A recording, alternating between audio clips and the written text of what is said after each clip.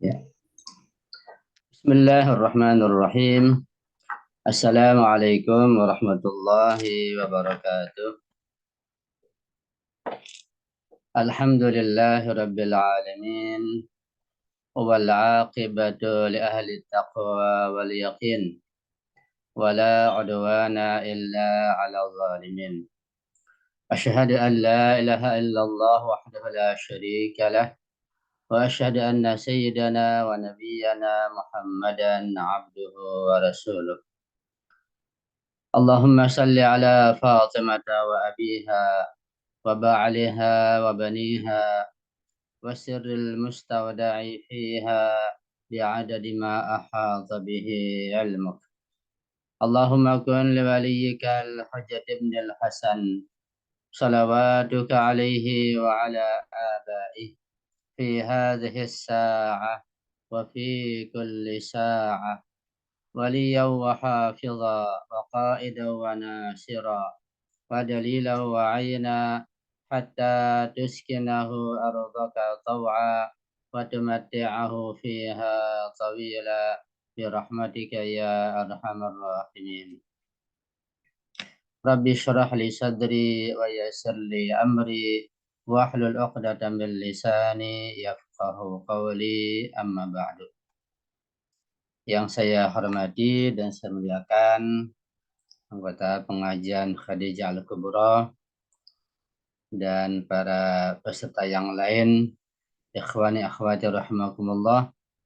Alhamdulillah wa syukurillah kita masih diberikan nikmat sehat walafiat, nikmat iman wal Islam, nikmat berwilayah sehingga kita bisa berjumpa kembali walaupun lewat udara dalam kajian yang kedua terkait pembahasan kita tentang mengenal ruh. Mudah-mudahan apa yang kita kaji, yang kita diskusikan dapat kita pahami dengan baik sehingga dapat menambah ilmu dan wawasan kita, menambah iman dan takwa kita kepada Allah Subhanahu wa taala sehingga memudahkan kita untuk memperoleh keberkahan, kebahagiaan, ketentraman dan kedamaian lahir batin dunia dan akhirat insyaallah. Amin ya rabbal alamin. Pada pertemuan yang pertama kita sudah membahas dan mendiskusikan tentang makna ruh di dalam Al-Qur'an Al-Karim. Bahwa ar-ruh itu ternyata memiliki beberapa makna. Sampai ada 6 makna yang sudah kita bahas dalam pertemuan yang lalu. Yang antaranya ruh adalah maknanya Ruhul Qudus. Yang antaranya makna lagi adalah malaikat yang sangat agung, lebih agung daripada malaikat Jibril. Makna lainnya adalah wahyu ilahi. Makna lainnya adalah kekuatan ma'nawiyah yang Allah berikan kepada orang-orang yang beriman. Dan makna lainnya adalah ruh manusia. Yang bisa kita terjemahkan ar-ruh itu dengan jiwa atau nyawa atau sukma. Atau dengan bahasa yang lain. Terjemahan ar-ruh bermacam-macam. Itu sudah kita bahas makna-makna ar-ruh, ada 6 makna di dalam Al-Quran Al-Karim pada pertemuan yang lalu. Dan pada pertemuan lanjutan ini insya Allah kita akan membahas ruh manusia dengan berbagai kekuatan yang dimilikinya. Karena manusia itu makhluk yang paling istimewa, makhluk yang paling mulia di sisi Allah Subhanahu wa taala. Karena itu salah satu kajian yang sangat penting adalah mengenal manusia atau ma'rifatun nafs.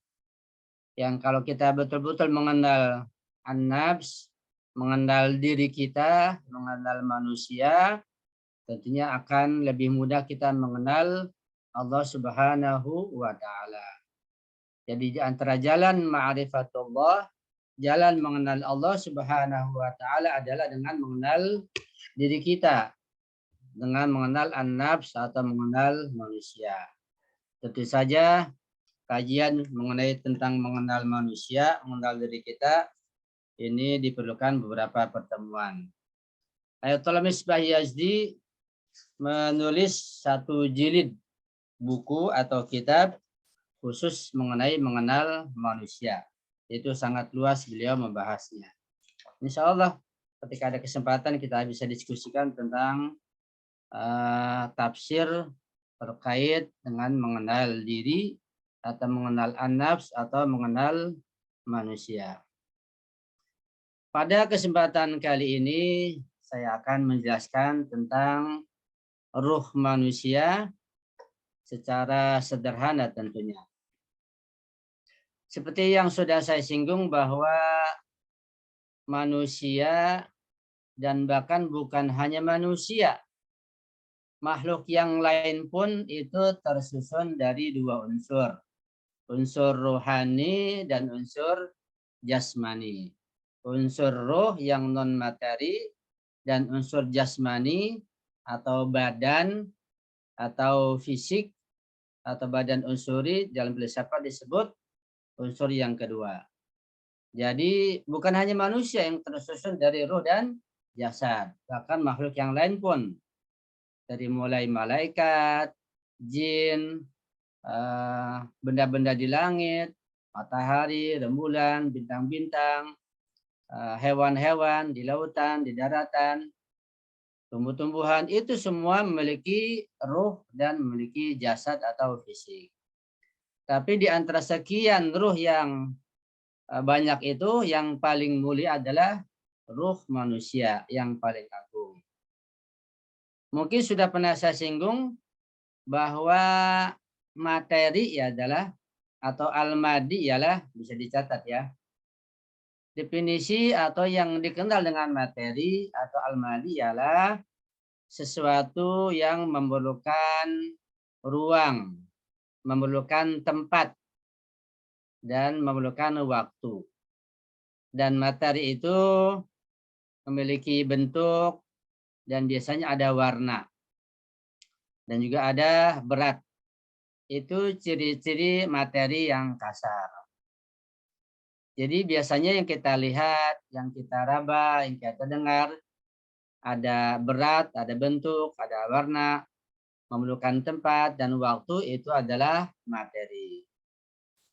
Sedangkan non-materi seperti ruh manusia, ruh malaikat, ruh jin, dan ruh semua ruh itu disebut non-materi.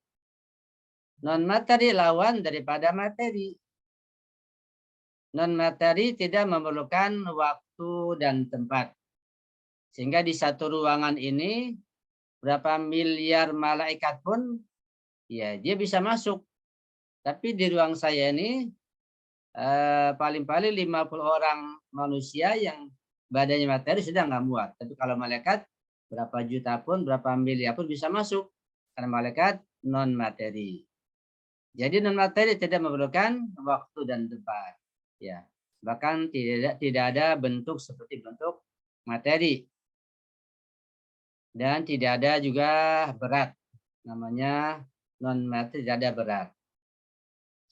Kemudian materi itu perlu kita pahami dengan baik, materi itu bergradasi, bertingkat-tingkat. Dari yang tingkatan yang paling kasar atau susunannya paling banyak sampai materi-materi yang sangat sederhana, yang susunannya sangat sedikit sekali.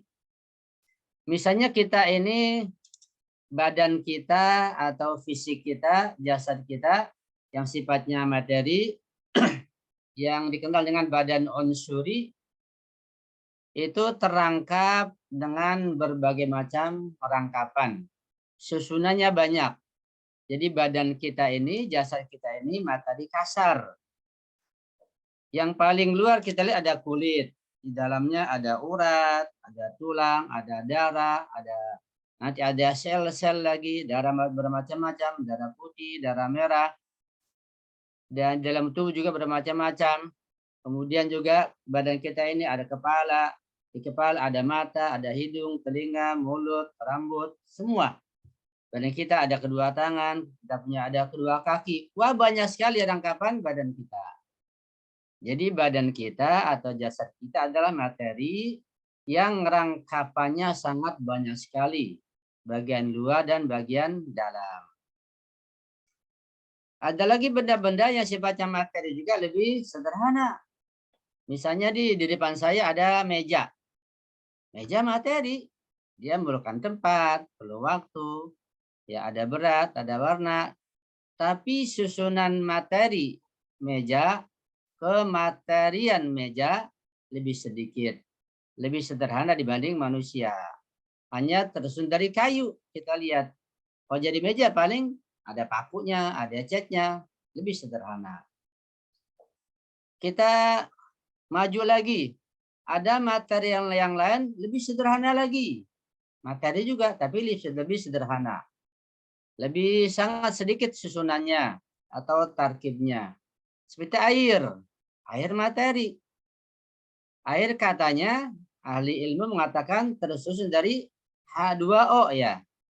Oksigen dan hidrogen. Kita pun tidak paham. Oksigen itu bagaimana, bentuknya, warnanya, hidrogen apa, bagaimana. Katanya, kata ilmuwan. Kita menerima. Ya, karena mereka sudah meneliti. Yang jelas bahwa kematerian air itu sangat sederhana. Dan air itu dibentuk dengan tempatnya. Ketika air misalnya kita letakkan di gelas, air dalam bentuk gelas. Ketika air kita letakkan, kita tuang di dalam teko, air dalam bentuk teko. Kita tuang dalam botol, air dalam bentuk botol. Jadi bentuk air itu dibentuk oleh tempatnya. Dan kematerian air sangat sederhana. Ini masih materi ya. Kita maju lagi, kita melihat materi yang lebih halus lagi. Apa itu? Angin. Angin lebih halus kemateriannya dibanding air. Baik dibanding badan manusia. Angin dapat kita rasakan.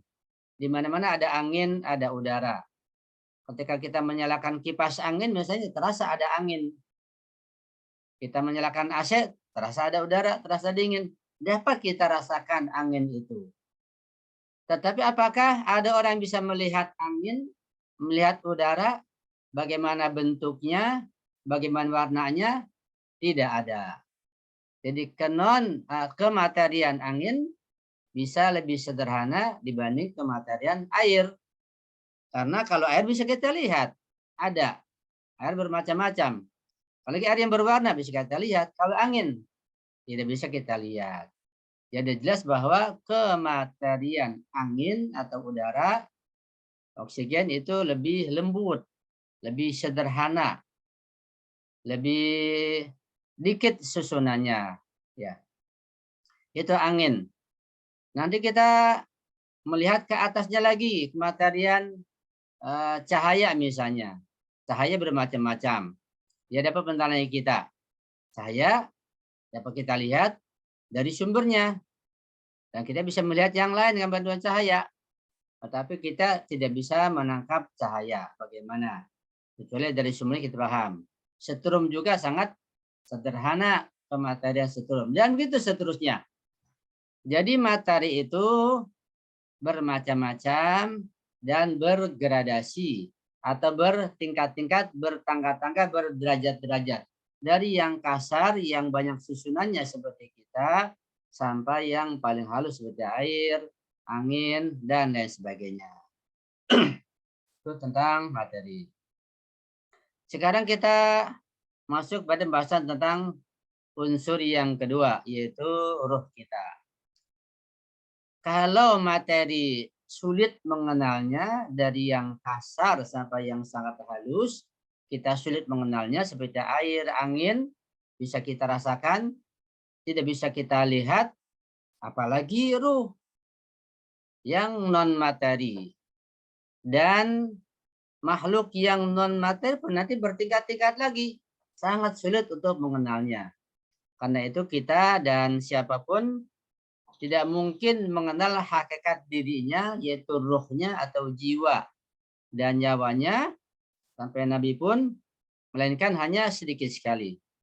Dan itu terkait masalah ruh, Allah katakan di dalam surat Al-Isra ayat 85 ketika tentang ruh, Allah mengatakan pada akhirnya, wa ma utitum minal ilmi illa qalila. Dan kalian tidak diberikan ilmu tentang ruh itu melainkan sedikit. Ya. Maksudnya adalah bahwa ilmu kita tentang apapun, tentang hal-hal yang materi sekalipun sedikit ilmu kita. Sulit mengenalnya. Bagi materi yang sangat halus. Terlebih lagi kalau itu non materi seperti ruh. Lebih sedikit lagi. Jadi ungkapan illa qalila itu bukan hanya terkait masalah ruh saja. Bahkan semuanya. Ilmu kita sangat sedikit yang Allah berikan kepada kita ini. Karena itu ungkapan illa qalila bukan membuat kita putus asa. Udahlah ilmu kita nggak ada. Ini penafsiran yang apatis atau yang pasif mengatakan begitu.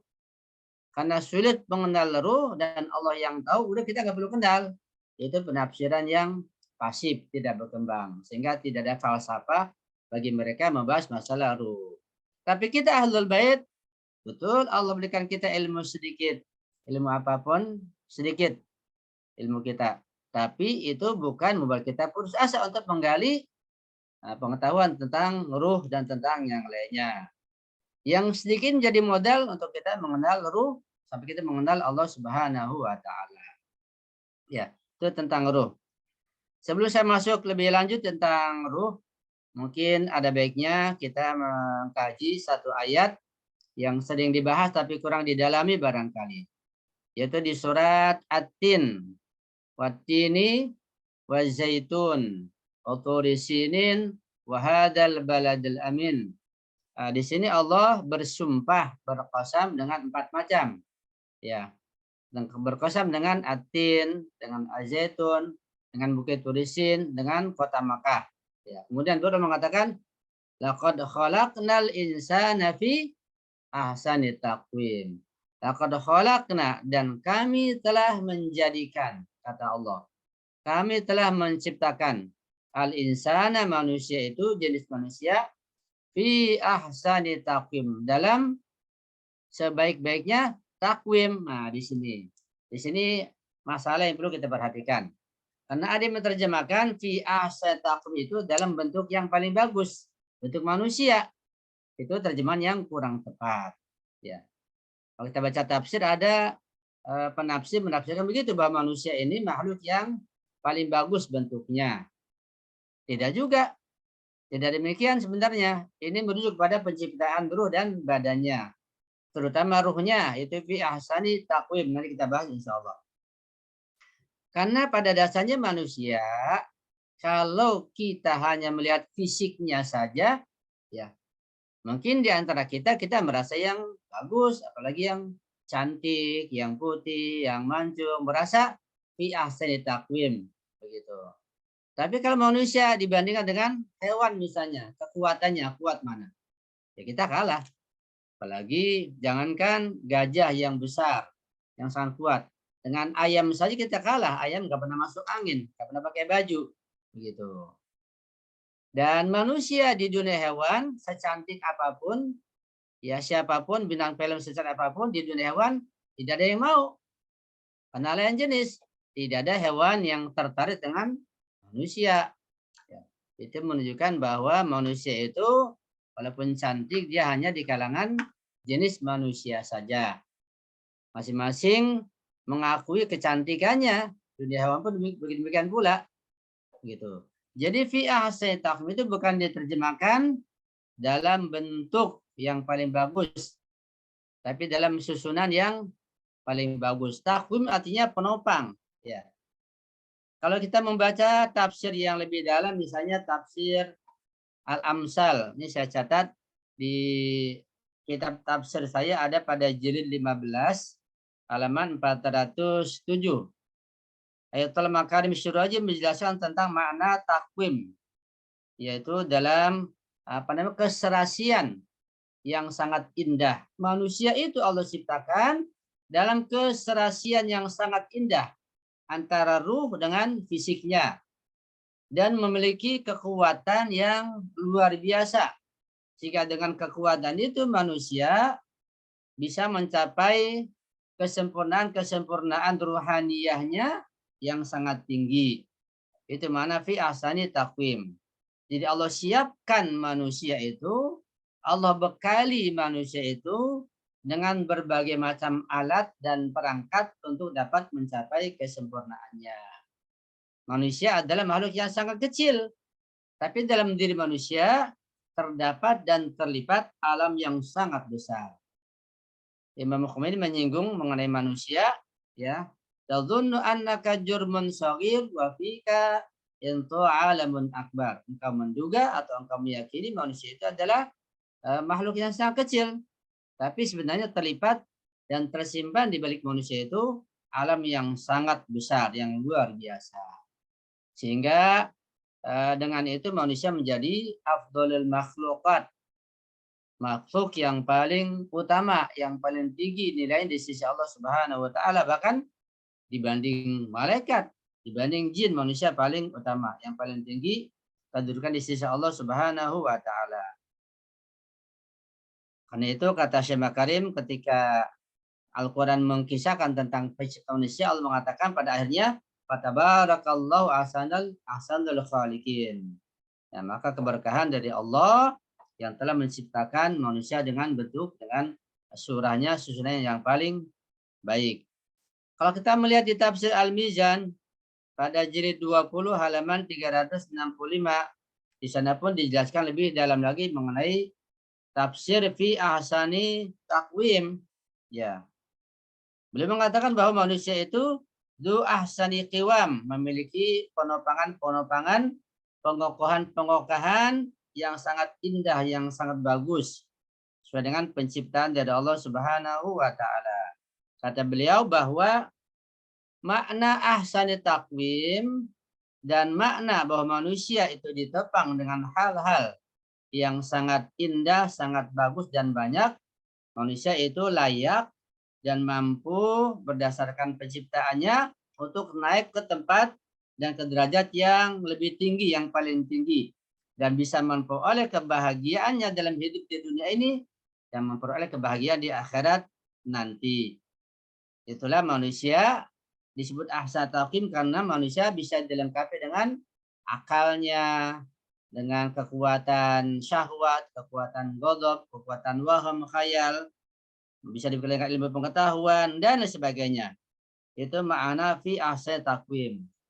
Jadi makna fi ahsan taqwim ini sangat dalam sekali, sangat luas sekali. Kita nggak bisa mensederhanakan. Ini perlu pembahasan yang lebih dalam lagi. Singkatnya bahwa manusia itu ahsan taqwim secara singkat karena manusia itu dibekali, disiapkan dengan berbagai macam perangkap, baik ruhnya maupun fisiknya. Dan ada hubungan yang erat antara fisik, antara badan dengan ruhnya. Itu nggak bisa dipisahkan. Sehingga ada interaksi yang sangat kuat antara ruh dan badan. Nggak bisa dipisahkan. Misalnya ketika kalau seseorang mengalami sakit, ya, ketika meriang misalnya atau terkena penyakit, maka ruhnya akan terkena sakit juga karena ada interaksi yang kuat. Atau ketika seorang ruhnya sakit karena pikiran, karena stres, mikir sesuatu, ruhnya sakit. Lama-lama ke bawah fisiknya juga. Ruhnya sakit, fisik ikut sakit. Fisik sakit, ruh ikut sakit. Karena ada interaksi, ada hubungan yang sangat kuat antara ruh dengan fisiknya. Itulah keindahan manusia. Yaitu ruhnya dengan fisiknya yang nggak bisa dipisahkan selama hidup di dunia ini. Dan masing-masing punya peranan. Kalau fisik kita itu hanya terbatas di dunia materi ini saja. Setelah meninggal, kemudian ruhlah yang berperan. Ada ikhtilaf ulama terkait masalah peranan fisik, ya, antara ulama filsuf, ulama filsafat dengan ulama kalam atau ulama akidah. Singkatnya, karena pembahasan juga panjang dan luas, yang pernah saya singgung juga bahwa secara singkat pada dasarnya ruh itu Allah ciptakan lebih dulu daripada fisik.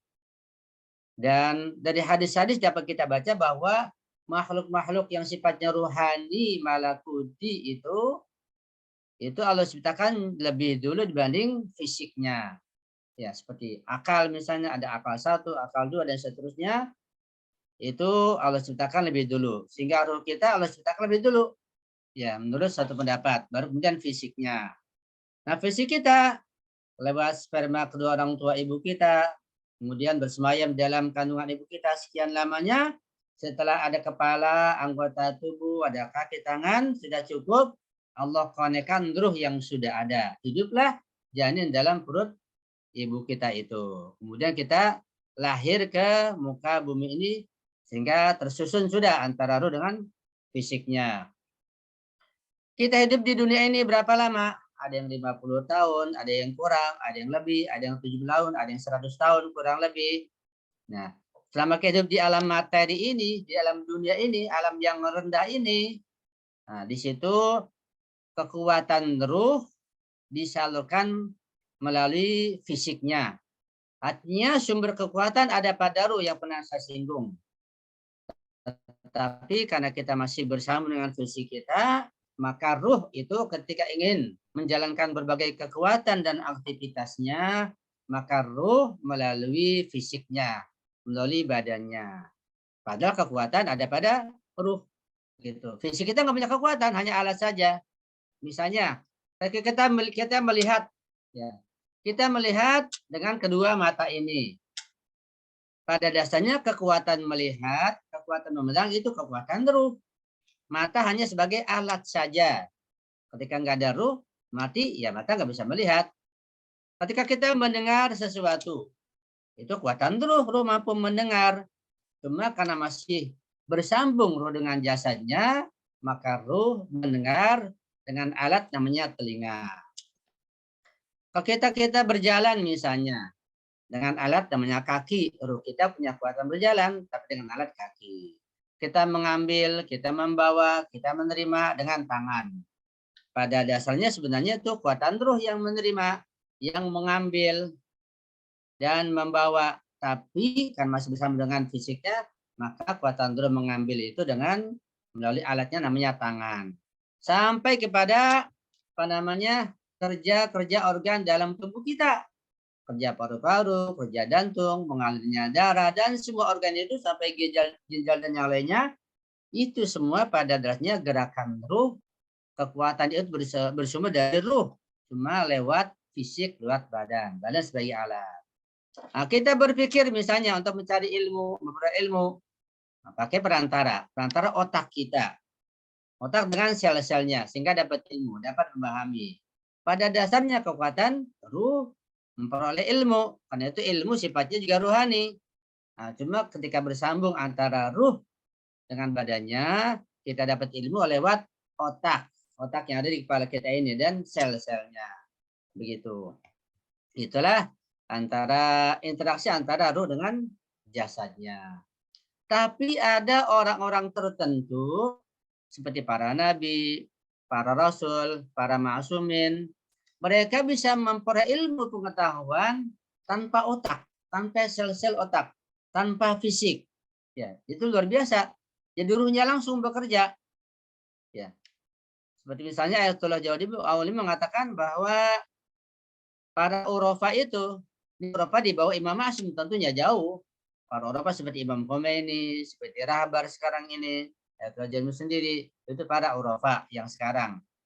Kata beliau, para Urafa itu mereka bisa memperoleh ilmu pengetahuan lebih banyak ketika tidur di malam hari dibandingkan ketika melek di siang hari. Itu bagaimana? Kok lagi tidur dapat ilmu lebih banyak lagi. Kok lagi siang dapat ilmu lebih sedikit, itu bagaimana?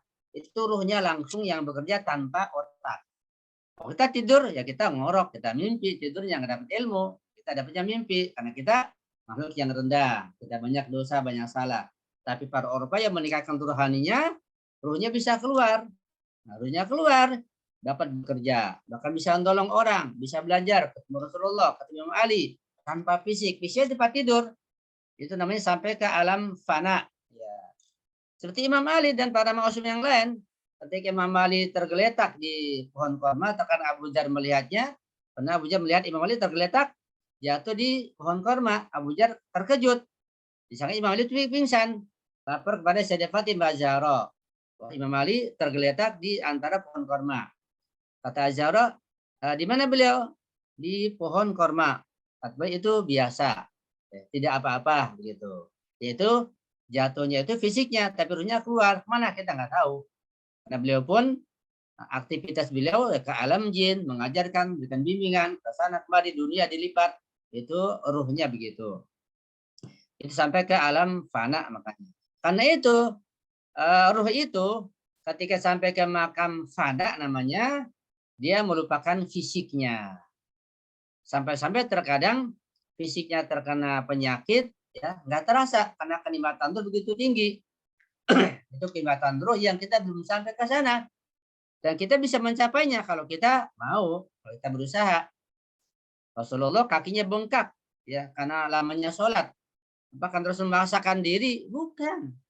Karena saking asiknya sholat, ruhnya terbang, asik, lupa, fisiknya nggak kuat. Sampai kata Rasulullah dalam hadis hatta tawarramat qadamahu, sehingga kakinya Rasulullah kesemutan begitu. Karena fisiknya nggak kuat, ruhnya lupa. Imam Malik ketika terkena panah di bagian kakinya, kata Imam Hasan jangan dicabut. Nanti kalau dicabut ketika beliau sholat, gitu. Karena ketika belum sholat, rasa sakit yang luar biasa. Beliau sholat, nah ruhnya naik sampai ke makam fana, lupa dengan fisiknya, panah dicabut nggak terasa. Kita nggak paham, karena kita belum sampai ke sana. Kenapa kita nggak sampai? Karena kita masih terlalu banyak menikmati materi. Ya, untuk sampai ke sana syaratnya jangan banyak menikmati materi. Kita selalu mikirkan makanan, minuman, tempat tinggal, tidur, kendaraan, pakaian itu terus yang nggak sampai-sampai jadinya. Mau sampai ke sana kayak Imam Ali, makanya roti kering lagi dengan garam sudah cukup. Karena ruhnya kuat, makan itu pun sudah nggak perlu lagi. Makanan yang bergizi ya buat beliau sudah hal yang tidak perlu lagi karena ruhnya sudah kuat.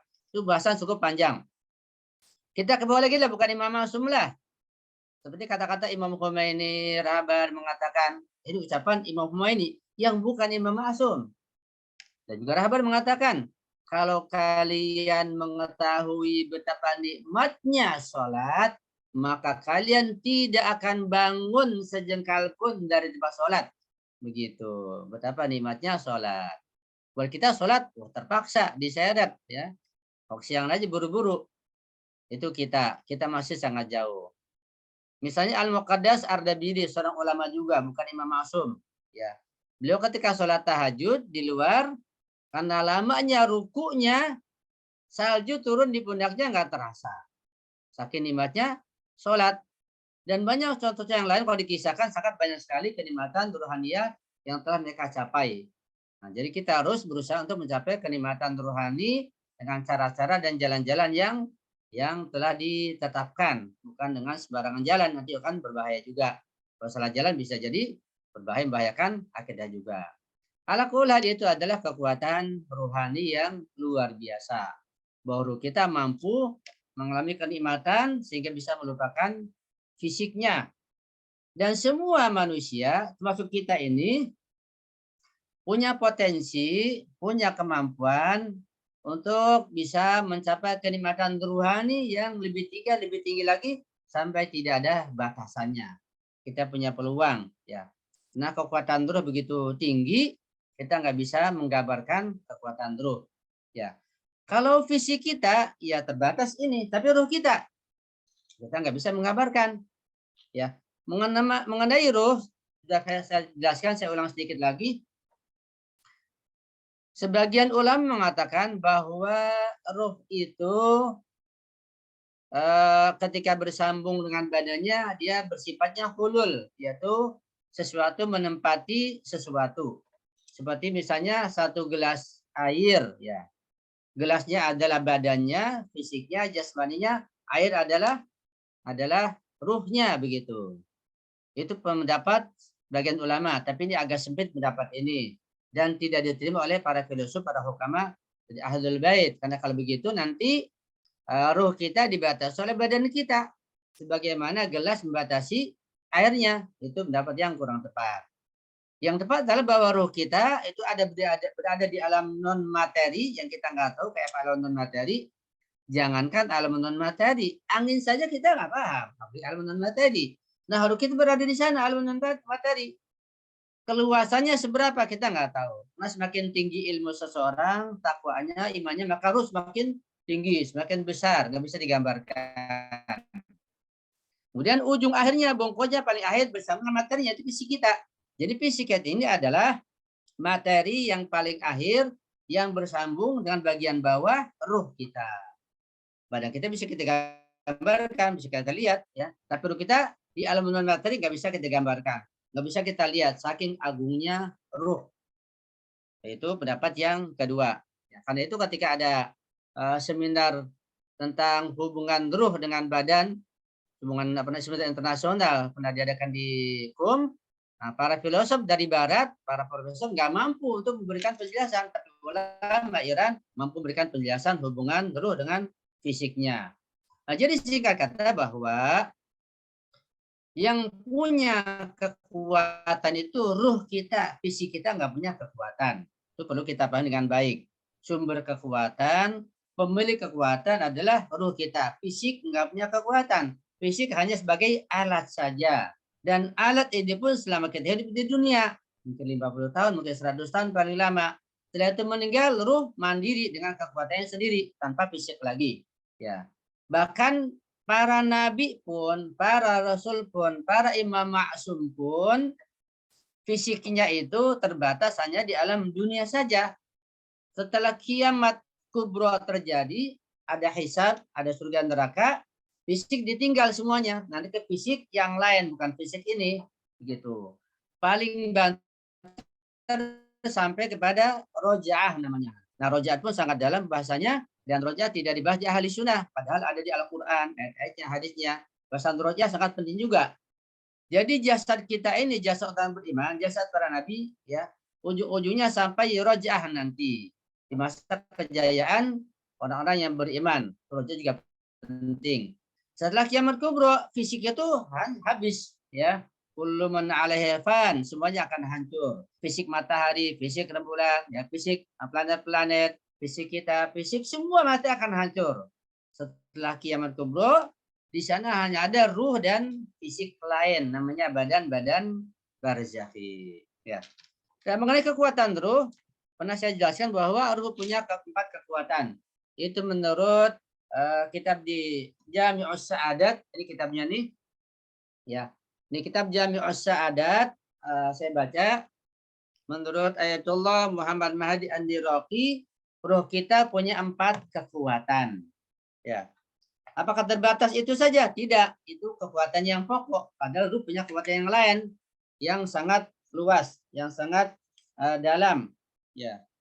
Di sini Ayatullah An-Iraqi pertama beliau menjelaskan tentang bahwa manusia itu tersusun dari sir dan alan, dari ruh dan badan. Sir yang rahasia yaitu ruh, alan yang terang-terangan yang nyata yaitu badannya. Kata beliau, masing-masing ruh dan badan itu ada munafayat dan mulaimat. Ada hal-hal yang tidak menyenangkan bagi ruh dan badan, dan ada hal-hal yang menyenangkan bagi ruh dan badan. Dan kita berusaha mengenal hal-hal yang menyenangkan dan membahagiakan bagi ruh dan badan agar kita bisa mencapai kebahagiaan. Bahkan kata beliau, ruh dan badan memiliki kelezatan-kelezatan tertentu, memiliki penyakit-penyakit tertentu. Ruh dan badan ada yang menghancurkannya, ada hal-hal yang dapat menyelamatkannya.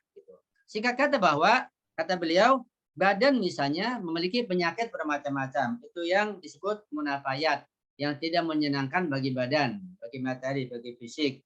Ya. Dan badan memiliki kesenangan-kesenangan yang sesuai dengannya. Apa itu? Itu kesehatan, kelezatan rohani, ilmu pengetahuan, ketakwaan, ziarah, dan lain sebagainya. Nah, ketika sesuai antara ruh dan badan, maka manusia menjadi sempurna, menjadi bahagia dunia dan akhirat. Karena itu para imam ma'sum dan para nabi, mereka punya pengetahuan yang sempurna tentang ruh dan badan, punya ilmu yang sempurna tentang makanan ruh dan makanan badan, mereka punya menggunakan ruh dan badan dengan sempurna, maka mereka menjadi manusia sempurna. Nah, kita belum pelajari hal itu untuk meningkatkan kesempurnaan insaniah kita, insya Allah.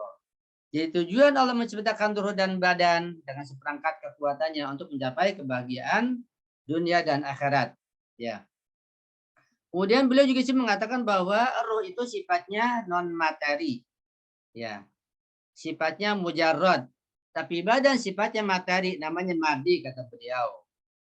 Nah, ruh yang sifatnya mujarrad, sifatnya non materi, itu bakin, akan tetap kekal selama-lamanya.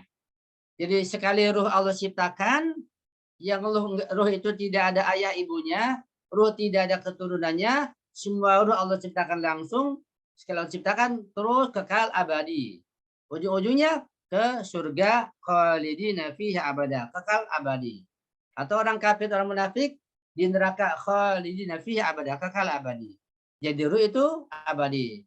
Yang kata Imam Ja'far Shadiq, innama khuliqtum lil baqa, kalian diciptakan oleh Allah untuk tetap kekal abadi, yaitu ruhnya. Fisiknya hancur ya di dalam tanah paling batas sampai di roj'ah saja. Kata beliau, nah ketika ruh itu disifat dengan sifat-sifat yang mulia, sifat terpuji, ya, sifat dermawan misalnya, sifat tawadhu dan yang lainnya, maka ruh akan bahagia. Itu pun badan, ketika dia dengan vitaminnya, makanan sesuai, dia akan bahagia. Sehingga ketika dua-duanya serasi, maka manusia akan bahagia lahir batin dunia dan akhirat. Kemudian beliau menjelaskan tentang dalil-dalil atau argumen mengenai kenon materian ruh. Ada berapa dalil yang beliau sampaikan? Ada 6 dalil yang sangat sulit untuk dipelajari. Dalil tentang kenon materian ruh. Dan yang sudah saya sampaikan di YouTube, bisa nanti Ibu Bapak buka, dalil tentang kemandirian dan kenon materian ruh yang sudah sampaikan ada 4. Itu saya ambil dari tafsir Al-Amsal Al-Tamakar Misyiraji.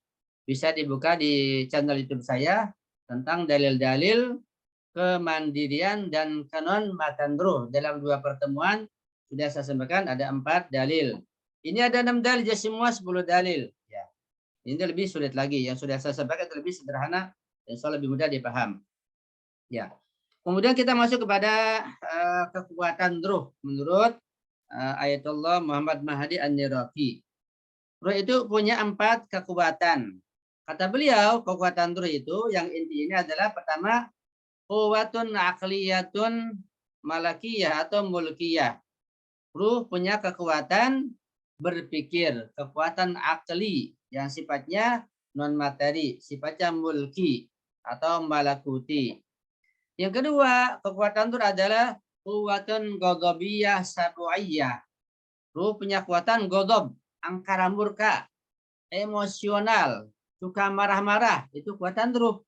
Ya, sabu'iyah yang sifatnya seperti binatang buas. Itu kekuatan ruh yang kedua. Kekuatan ruh yang ketiga adalah syahwiyah bahimiyah. Kekuatan syahwat yang hewani.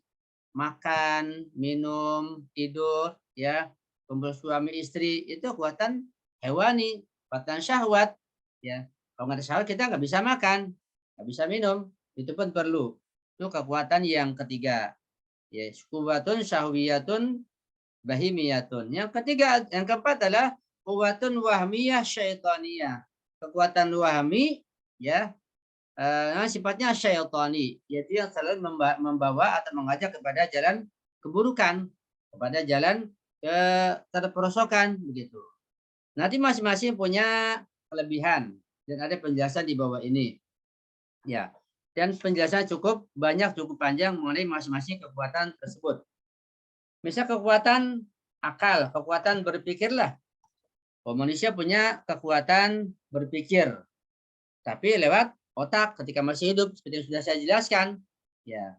Nah, kekuatan berpikir itu manusia ketika manusia mengkonsentrasikan menggunakan akalnya untuk berpikir dan dapat ilmu, dia gunakan lagi akan meningkat lagi. Hanya dari satu ilmu yang dia dapat, satu ilmu sebagai modal, nanti meningkat ilmu yang kedua. digunakan lagi, diamalkan lagi, meningkat ilmu yang ketiga terus sampai kekuatan akal itu tidak ada pada batasnya.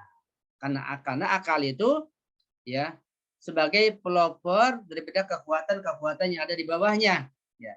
Kekuatan ghadab, angkara murka, kekuatan syahwat, kekuatan fail atau wahmi itu harus dibawa kekuatan akal sehingga akal bisa membimbing. Dan akal harus dengan ilmu pengetahuan dan kekuatan akal harus dibawa kekuatan syariat begitu. Ya.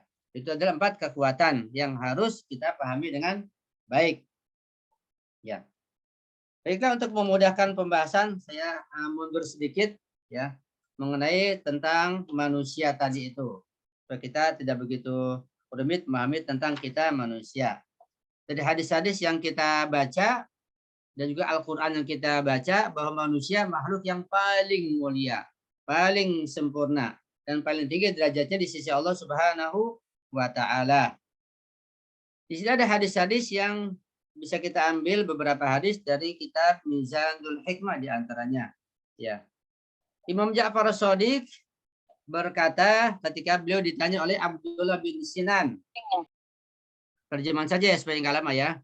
Saya baca terjemahan saja, Arabnya nggak usah. Abdullah bin Sinan bertanya kepada Imam Ja'far Shadiq, "Wahai Imam, lebih utama mana, lebih afdal mana, lebih mulia mana? Malaikat atau manusia?"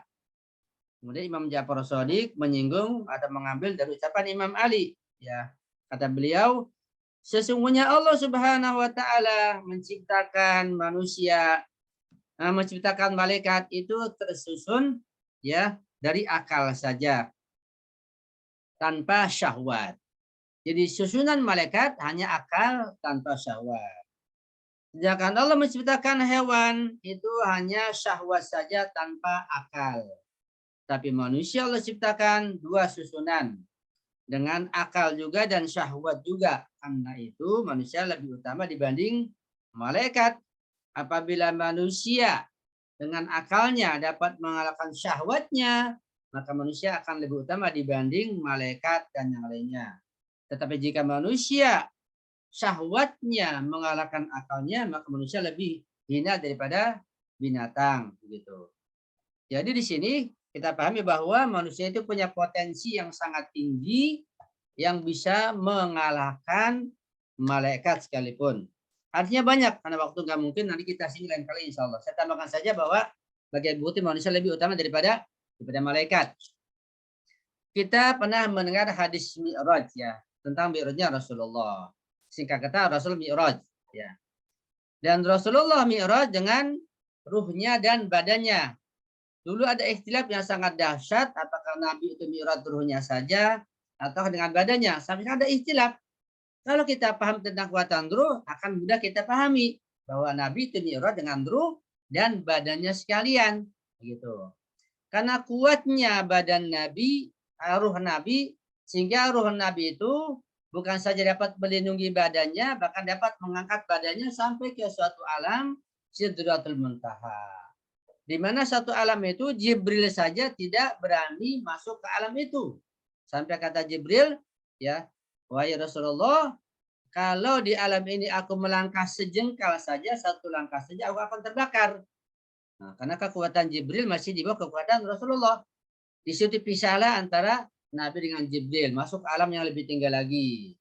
Dan Nabi masuk ke alam itu dengan fisiknya juga dan ruhnya juga tentunya. Begitu. Ini menunjukkan kekuatan ruh Nabi Muhammad begitu tingginya sampai di samping melindungi fisiknya juga mengkatrol membawa fisiknya ke alam yang lain yang Jibril sekalipun tidak mampu masuk ke alam tersebut. Itu kekuatan ruh yang luar biasa. Kalau kita misalnya kita terbang ya misalnya tanpa pesawat lah katakanlah terbuka begitu pada ketinggian tertentu badan kita kena desakan-desakan, dorongan-dorongan udara akan hancur, akan mati kita. Fisik kita nggak kuat, gitu. Atau kita tenggelam, kita menyelam ke lautan. Pada kedalaman tertentu, karena tekanan air begitu kuat, badan kita akan hancur, nggak kuat fisik kita, gitu. Tapi buat Rasulullah menyelam di lautan, mau naik ke atas, tetap fisiknya akan kuat, nggak apa-apa. Kenapa? Nah, ruhnya itu kuat. Ruhnya melindungi fisiknya, bahkan mengangkat fisiknya. Begitu. Itu kekuatan ruh. Mana saya sampaikan bahwa ketika para sahabat mengatakan, ya Rasulullah, itu Nabi Isa luar biasa kehebatannya. Dia mampu berjalan di atas air. Luar biasa. Fisiknya jadi ringan Nabi Isa. Ruhnya bisa bawa fisiknya. Bisa berjalan di atas air. Kayak Nabi Khidir begitu. Kata Rasulullah, kalau Nabi Isa itu menambahkan keyakinannya, keyakinannya bertambah, dia bukan hanya bisa berjalan di atas air, dia bisa berjalan di atas udara. Nah, Rasulullah bisa berjalan di atas udara. Kalau Nabi Sulaiman, ya, jalan di atas udara kan naik udara, naik angin. Kuduha syahr, warwahu hasyar, kata Al-Quran. Berangkat 1 bulan, pulang 1 bulan. Nabi Sulaiman naik angin, begitu. Itu kata ruh Rasulullah, bisa berjalan di atas udara, bisa mi'raj dan sebagainya. Kekuatan-kekuatan roh tertentu kayak debus orang Banten, tebal badannya, nggak mempan dipotong oleh golok, oleh pisau. Kenapa? Padahal pisau kan benda tajam. Kenapa kulitnya nggak terpotong? Itu karena kekuatan ruh. Ruh sifatnya non materi, dia melindungi fisiknya, tidak mempan dengan pisau, tapi kita nggak melihat. Nah, ruh kita nggak bisa kita lihat. Ya, banyak ceritanya macam-macam. Ya, kekuatan seperti itu. Orang berjalan di atas api, di atas paku-paku, tidak apa-apa. Dipotong lidahnya nggak apa-apa. Itu semua kekuatan roh. Dan kita punya potensi kepada semua itu insya Allah. Nabi Ibrahim ketika dibakar oleh Namrud, ya, di kobaran api yang sangat banyak. Api punya kekuatan membakar. Nyatanya api membakar semua dan melahap kayu yang ada. Tapi Nabi Ibrahim jangankan badan beliau, baju beliau tidak terbakar. Itu karena kekuatan ruh. Saking kuatnya ruh Nabi Ibrahim, jangankan badannya, bajunya tidak terbakar. Kenapa kuat ruh Nabi Ibrahim nggak terbakar? Ya, karena ilmunya, karena ilmannya, karena takwanya, pada kedekatannya kepada Allah Subhanahu wa Ta'ala. Itu kekuatan ruh yang luar biasa. Ya, cerita tentang Nabi Sulaiman, tentang Asbin Barakhia, yang bilang tentang Balkis, ya, kekuatan Imam Ali, kekuatannya yang bisa mendobrak pintu Khaybar dan macam-macam kekuatan itu semua kekuatan ruh, dan ruh itu kita miliki dan kita punya kekuatan tersebut. Tinggal kita bagaimana mengolahnya, bagaimana kita menggunakannya, bagaimana kita dibimbing ke arah situ, itu sangat penting. Karena itu pengkajian tentang ruh ini akan kita bawa ke alam baka, ke alam akhirat sangat penting. Karena kita meninggal, yang ada adalah ruh kita, fisik kita hancur. Baju kita, pakaian kita, rumah kita, mobil kita, motor kita, badan kita semua ini hancur, nggak tersisa, hilang sudah habis. Ya, menurut pendapat yang kuat para filosof. Nah, setelah kiamat kubra hancur semua. Kita tinggal ruh kita. Nah, cuma dengan badan-badan barzakhi namanya. Bukan ruh sendiri. Ruh saking mulianya, saking sakralnya, mungkin nggak dibungkus. Setelah badan kita ini hancur, meninggal dunia, ada badan-badan barzakhi. Mengenai badan bersih itu apa, bagaimana, apa dalilnya, ini perlu penjelasan tersendiri. Ya, ada bahasan yang perlu kita siapkan dulu. Ini pun perlu kita pahami karena Quran menjelaskan. Ini bagian dari akidah yang perlu kita kita pelajari dengan baik. Apa itu badan barzahi?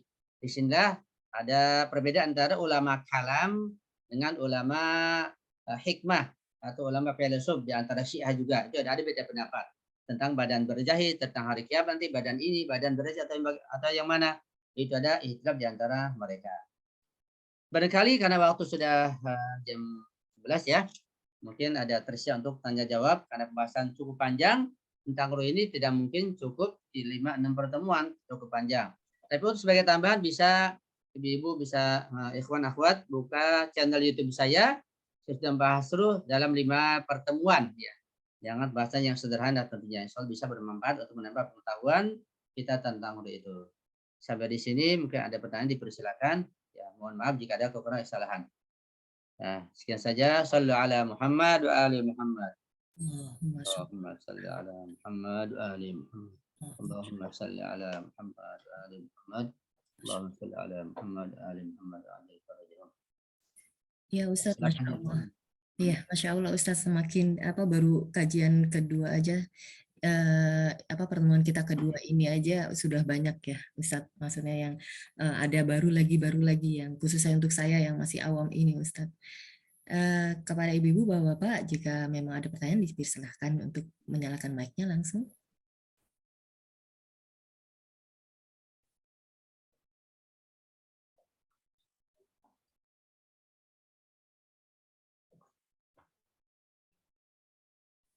Ustadz sambil menunggu ini Ustadz tadi oh ya, ini ada dari Ibu Fenty. Silakan Ibu Fenty dinyalakan mic-nya. Ya, makasih Bu Ira. Assalamualaikum Ustadz. Waalaikumsalam warahmatullahi wabarakatuh. Saya mau nanya mengenai ruh itu kira-kira sama gini, maksudnya ruh itu kan tidak kasat mata ya Ustadz ya. Nah, kalau makhluk gaib itu kan juga tidak kasat mata. Nah, apakah itu sama jenis ruhnya? Mungkin beda ya, kalau kata setan kan ceritanya dari api ya Ustadz. Tapi maksud saya ruh kita itu kan bisa melihat si makhluk gaib itu kan Ustadz. Apakah sama kurang lebih apanya tuh ya, materi, bukan materinya ya. Maksudnya bisa saling melihat nggak gitu ya ruh kita itu. Kalau terus yang kedua, yang tadi misalnya orang bisa berjalan di atas air atau kayak tadi Ustadz bilang debus itu tidak, ini kan di apa dengan pisau tidak tembus segala macam, itu bisa dengan bantuan si ruh yang makhluk gaib itu nggak Ustadz? Makanya dia jadi bisa gitu loh. Jadi bantuan dari makhluk gaib, karena kalau wali-wali Allah kan memang karena ruhnya ya yang udah apa ya, nggak ngerti saya itu suci gitu ya. Jadi kalau makhluk gaib bisa membantu kan manusia biasa yang jadinya seperti itu, bisa mengendalikan badan apa jasad dia. Kira-kira gimana itu Ustadz? Ya, mungkin supaya kita lebih tepat pemahaman kita utuh begitu, saya akan sampaikan tentang asal penciptaan secara singkat tentunya. Dan sudah saya singgung bahwa Allah menciptakan makhluk materi itu ada yang langsung, ada yang dengan perantara. Yang Allah ciptakan langsung seperti Nabi Adam, nggak ada perantara, nggak ada ayah ibunya. Mungkin juga matahari, rembulan, gunung-gunung, dan makhluk yang lain yang materi Allah ciptakan langsung. Iya langsung tanpa perantara. Yang pakai perantara adalah kita ini, perantara orang tua kita sampai ke Nabi Adam. Misalnya kita pun menciptakan sesuatu dengan perantara kita. Kita menciptakan meja, kemudian ada ruhnya, masjid, ada ruhnya, mobil motor, ada ruhnya, itu pakai perantara kita. Itu dengan perantara. Nah, kemudian ada makhluk yang lain yang Allah ciptakan ya lebih halus lagi. Kalau manusia Allah ciptakan asalnya Nabi Adam dari adonan campuran antara air dan tanah, begitulah kasarnya. Fisiknya dari campuran tanah dan air, itu fisiknya Nabi Adam. Fisik kita berikutnya ya dari tanah dan air juga pada dasarnya, walaupun lewat sperma. Sperma asal dari makanan yang dimakan oleh ibu kita. Jadi sumbernya dari tanah dan air pada dasarnya begitu. Itu fisik kita. Kalau fisik makhluk yang lain, misalnya malaikat. Malaikat fisiknya dari cahaya. Ya, ruhnya langsung kita nggak tahu. Ruh kita pun langsung oleh Allah ciptakan, kita nggak tahu. Setan atau jin misalnya fisiknya dari api. Itu asal penciptaan. Asal penciptaan malaikat fisiknya beda dengan kita. Jin juga beda dengan kita. Masing-masing sesuai dengan kodratnya yang berbeda-beda. Ada ruh itu langsung Allah ciptakan tanpa ada perantara. Nah, tadi saya katakan bahwa fisik itu ada yang sifatnya materi, ada sifatnya non materi. Fisik kita ini materi. Ada yang sederhana kayak air dan lain sebagainya. Air juga ada ruhnya, ya. Angin juga ada ruhnya. Angin banyak Nabi Sulaiman naik angin. Angin bisa disuruh-suruh Nabi Sulaiman. Quran menjelaskan angin ada ruhnya. Ya. Angin sangat sederhana dan juga ada ruhnya. Dan juga yang lain seperti misalnya fisiknya malaikat, fisiknya jin atau setan. Itu sifatnya non materi ya. Ketika melebur dengan ruhnya sifatnya non materi, tidak memerlukan waktu dan tempat. Dan punya kekuatan yang luar biasa yang bermacam-macam. Nah, itu manusia. Kemudian kalau kita melihat kepada kekuatan manusia yaitu dengan ruhnya ini ya. Tadi melihat pertanyaan yang kedua itu kekuatan-kekuatan ruh ya. Bahwa manusia dengan kekuatan ruhnya itu tanpa bantuan jin, tanpa bantuan malaikat, tanpa yang lain, manusia bisa melindungi fisiknya dengan kekuatan ruh saja tanpa bantuan jin. Ya, seperti misalnya Nabi Ibrahim tadi itu hanya kemampuan kekuatan ruhnya bisa melindungi fisiknya tanpa bantuan malaikat, tanpa bantuan jin. Terus itu sudah kuat, sudah punya kemampuan seperti itu, begitu.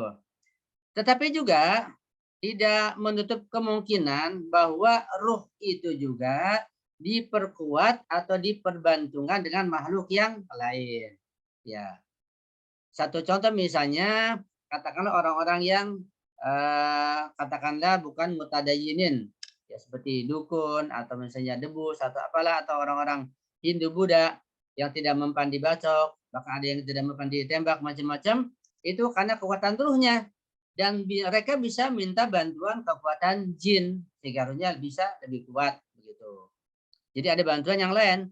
Artinya tidak menutup kemungkinan bahwa kekuatan roh itu dibantu dengan kekuatan makhluk gaib yang lain bisa menambah kuat. Ya. Tapi roh manusia ya bisa lebih dari itu kalau dia itu beriman, kalau dia bertakwa, kalau dia berada dalam bimbingan para ma'sumin, bisa mengalahkan itu semua maksud saya. Mengalahkan kekuatan-kekuatan yang dibantu oleh jin. Karena kekuatan jin seberapapun dia kuat, tapi masih di bawah kekuatan manusia. Buktinya ketika jin Ibrit mengatakan, aku mampu memindahkan tahta Balqis sebelum engkau berdiri, wahai Sulaiman.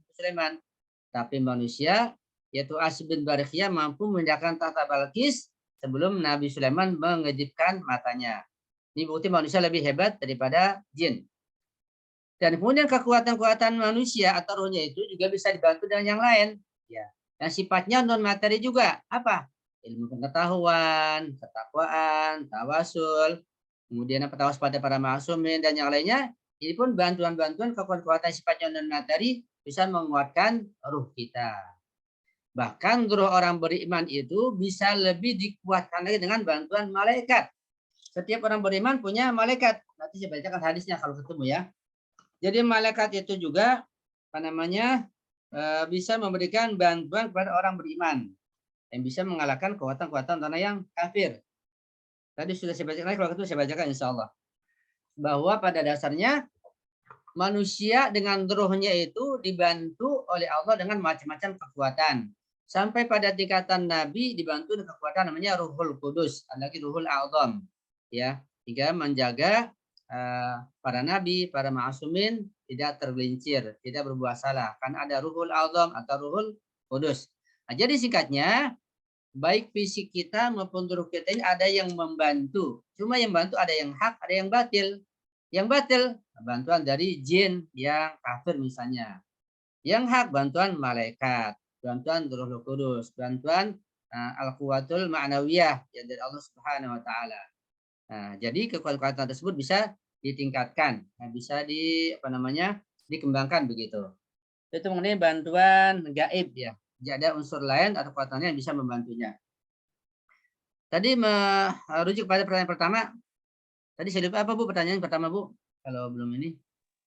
Yang pertama jadi ruhnya kita manusia dengan ruhnya jin itu ya bisa saling melihat nggak gitu Ustaz? Iya. Maksudnya?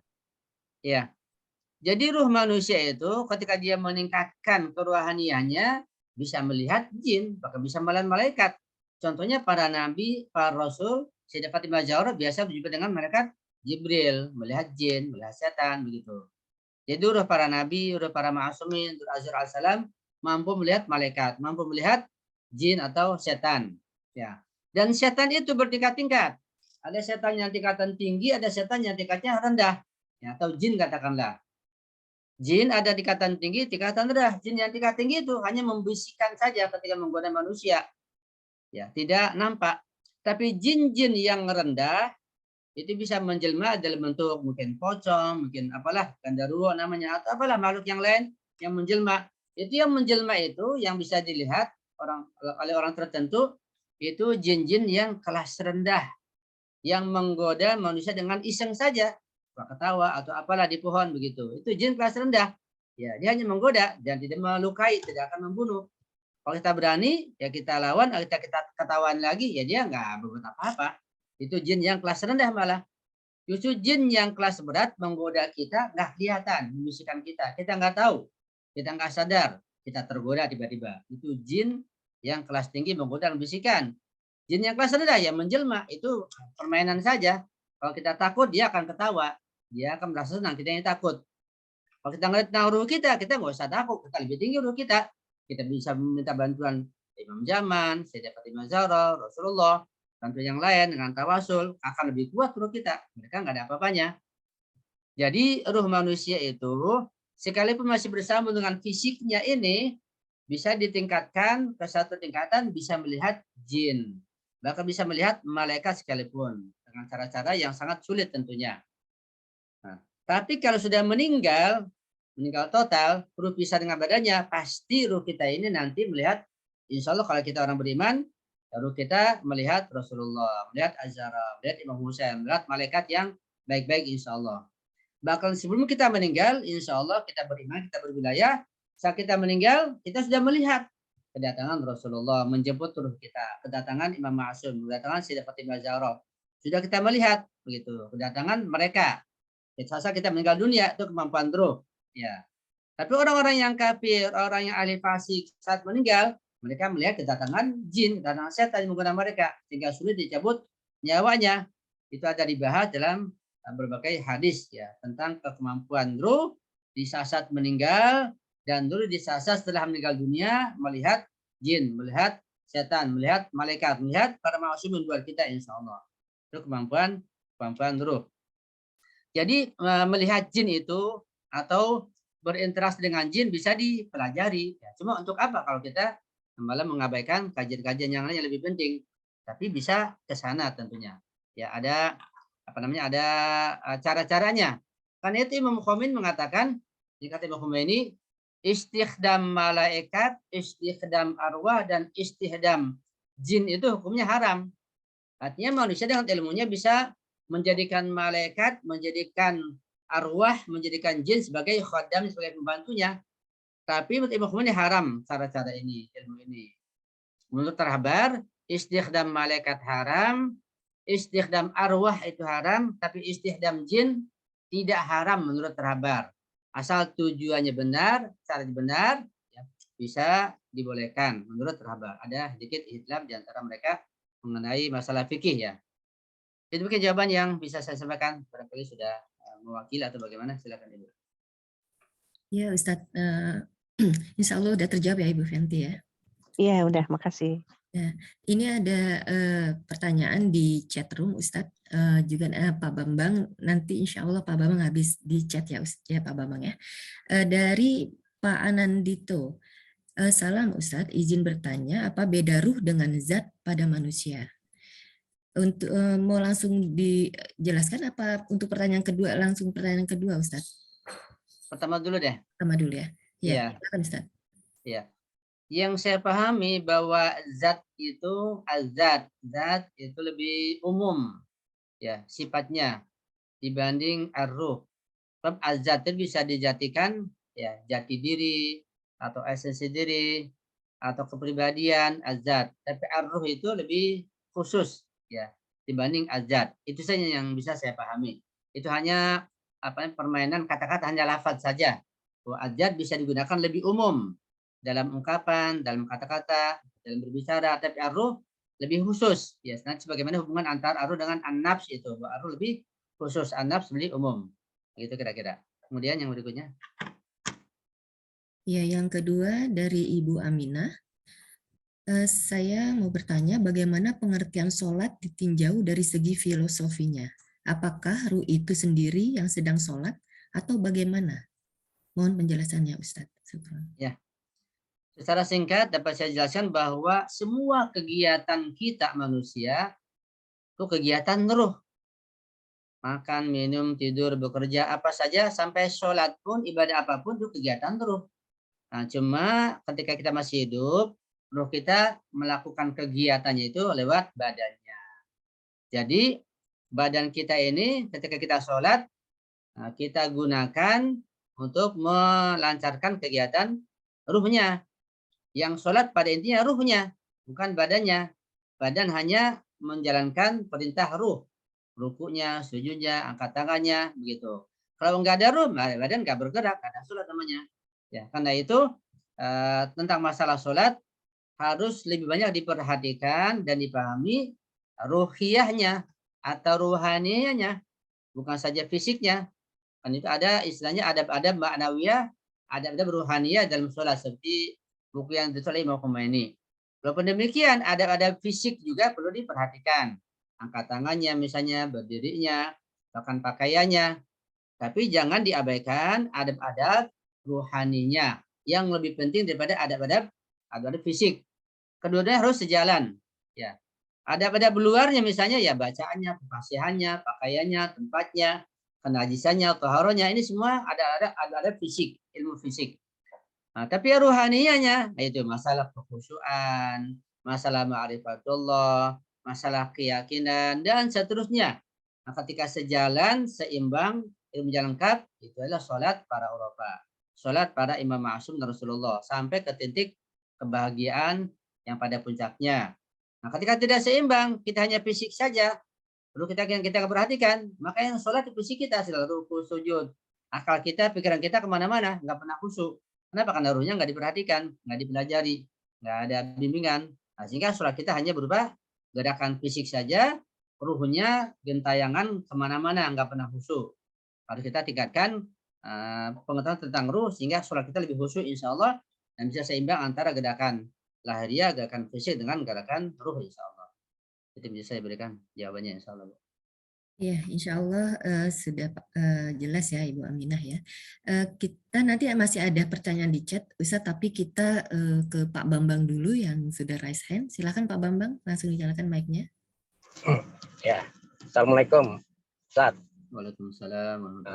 Ustadz, tadi Ustadz mengatakan bahwasanya manusia itu adalah manusia yang paling sempurna karena ada akal, ada hawa nafsu, dibandingkan dengan malaikat cuma hanya akal.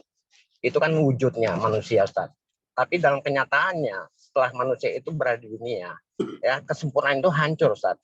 Kesempurnaan hancur di mana manusia, ya kan, dengan akalnya dan hawa nafsunya itu merusak dunia, Ustadz.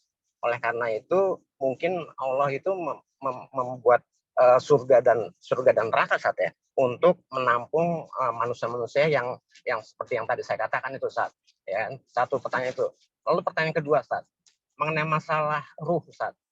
Bahwasanya setelah dunia ini berakhir, Ustaz, semua ruh itu kan masuk di dalam satu alam, Ustaz. Ya kan? Nah, sekarang manusia itu mempunyai dua kesempurnaan, ada akal, ada hawa nafsu. Malaikat cuman akal. Nah, apakah di alam yang berbeda nanti itu, Ustaz, kedua ruh ini bisa bersatu, Ustaz? Karena selama ini kan kita, malaikat bisa mengawasi kita, bisa mencatat kita, perbuatan kita. Satu sisi, tapi kita nggak bisa untuk menghubungi malaikat. Nah, apakah nanti di dalam alam sana itu, Ustaz, ini bisa bergabung? Kita bisa melihat, bisa berdiskusi, bisa bicara dengan malaikat. Makasih, Ustaz. Assalamualaikum. Waalaikumsalam warahmatullahi wabarakatuh. Ini pertanyaannya luar biasa nih, sangat dalam. Ya, mudah-mudahan saya bisa menjawabnya. Tadi yang pertama saya lupa apa? Yang pertama tadi Judangi, biar bisa lebih konsentrasi.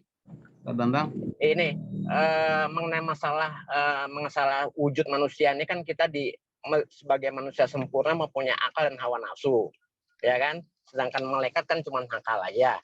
Nah, sekarang dalam kenyataan dan dunia ini, ya kan, manusia ini juga penghancur, Ustaz. Artinya banyak manusia juga yang menghancurkan dunia ini. Nah, jadi artinya kesempurnaan itu akan hilang itu, Ustaz. Itu pertanyaan saya tadi. Iya. Yang bisa saya berikan jawaban ini adalah bahwa Allah telah menciptakan manusia dengan seperangkat alat, ya tadi saya sebutkan itu, sehingga dengan alat itu ketika digunakan oleh manusia maka dia akan mengalahkan malaikat dan bahkan jin-jin dan makhluk yang lain sekalipun. Dia sampai kepada tingkatan namanya ahsanit taqwim, mencapai pada tingkat kesempurnaan. Tapi kalau manusia tidak menggunakan alat yang Allah berikan itu, akal utamanya dengan ilmu dan syariat atau syariat yang salah, justru manusia malah menggunakan syahwatnya atau godobnya, maka dia ya kepada asfala safilin. Karena kata Allah, tsumma radadnahu ila asfala safilin. Dia akan terjerumus pada tempat yang lebih bawah daripada binatang sekalipun, balhum Allah, akan lebih sesat. Ya, karena itu kata Allah, illal ladzina amanu wa 'amilus sholihat falahum ajrun ghairun mamnun. Itu orang yang beriman, beramal soleh, menggunakan akalnya semaksimal mungkin, akalnya diisi dengan ilmu yang benar semaksimal mungkin, diamalkan dengan bimbingan para imam maksum, maka dia sampai pada tingkatan yang bisa mengalahkan malaikat dan bisa memberikan kebahagiaan buat dirinya juga buat orang lain. Jadi adanya kerusakan di muka bumi ini karena manusia tidak menggunakan akalnya. Ya, seandainya manusia menggunakan akalnya saja ya sebagai salah satu alat untuk kegiatan ruh. Katakanlah syariat tidak ada. Ini kita mengandaikan syariat tidak ada. Tidak ada agama apapun, tidak ada mazhab apapun, tidak ada. Yang ada hanya akal saja. Nah, ketika manusia menggunakan akalnya saja dan dia akan melakukan sesuatu berdasarkan pada akalnya, manusia pasti mencapai kebahagiaan, ketentraman, kedamaian yang diinginkan. Bahkan bisa mendatangkan keadilan. Karena akal itu mampu mengetahui hal-hal yang baik secara global. Dan akal mampu mengetahui hal yang buruk secara global. Misalnya ketika kita nggak ada agama lah, kita mau menolong orang. Wahai akal, aku mau menolong orang. Baik atau tidak? Kata akal, oh baik, silakan tolong menolong orang. Wahai akal, aku mau belajar, mau ngajar. Baik atau buruk? Oh, itu baik, laksanakan.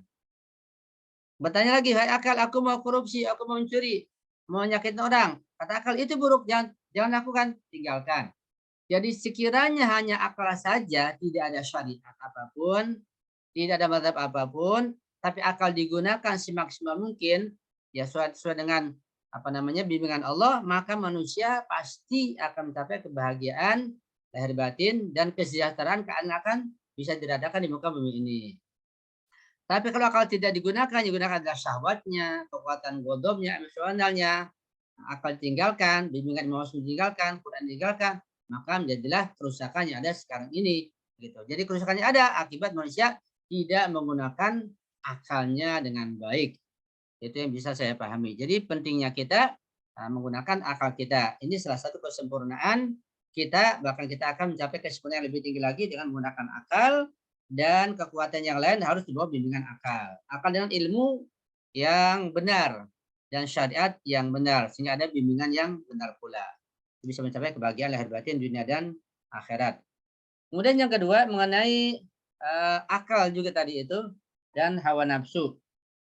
Apakah nanti setelah kita meninggal dunia kita bisa ada interaksi dengan malaikat? Ya, sudah jelas. Nanti di alam arwah atau alam barzah itu semuanya adalah alam non materi. Ya, kalau kita orang-orang yang baik bisa berjumpa dengan Rasulullah, dengan para imam maksum, orang yang baik, bisa juga dengan malaikat, ya bisa kita jumpai semuanya. Bahkan kita juga bisa barangkali menengok orang-orang yang tidak baik kalau kita berharap, kita menginginkan. Itu bisa kita jumpai. Ya. Jadi semua yang sifatnya non materi bisa kita temukan di sana di alam barzah. Sampai di surga kita pun nanti akan ketemu orang-orang yang baik semuanya insya Allah. Tuh, dan tentu saja ketika kita masuk dalam surga, ya Allah berikan kenikmatan, kekuatan yang lebih lagi, ya tentu kenikmatan rohani di sana jauh lebih tinggi, bahkan nggak bisa dibandingkan dengan kebahagiaan rohani di alam dunia ini. Karena sesuatu yang tidak terbatas itu nggak mungkin bisa dibandingkan dengan sesuatu yang terbatas. Ya. Jadi kekuatan ruh itu yang luar biasa, mencapai sesuatu yang nggak bisa digambarkan kekuatannya, mampu melihat jin, melihat setan, melihat malaikat, jumpa para ma'sumin dan yang lainnya.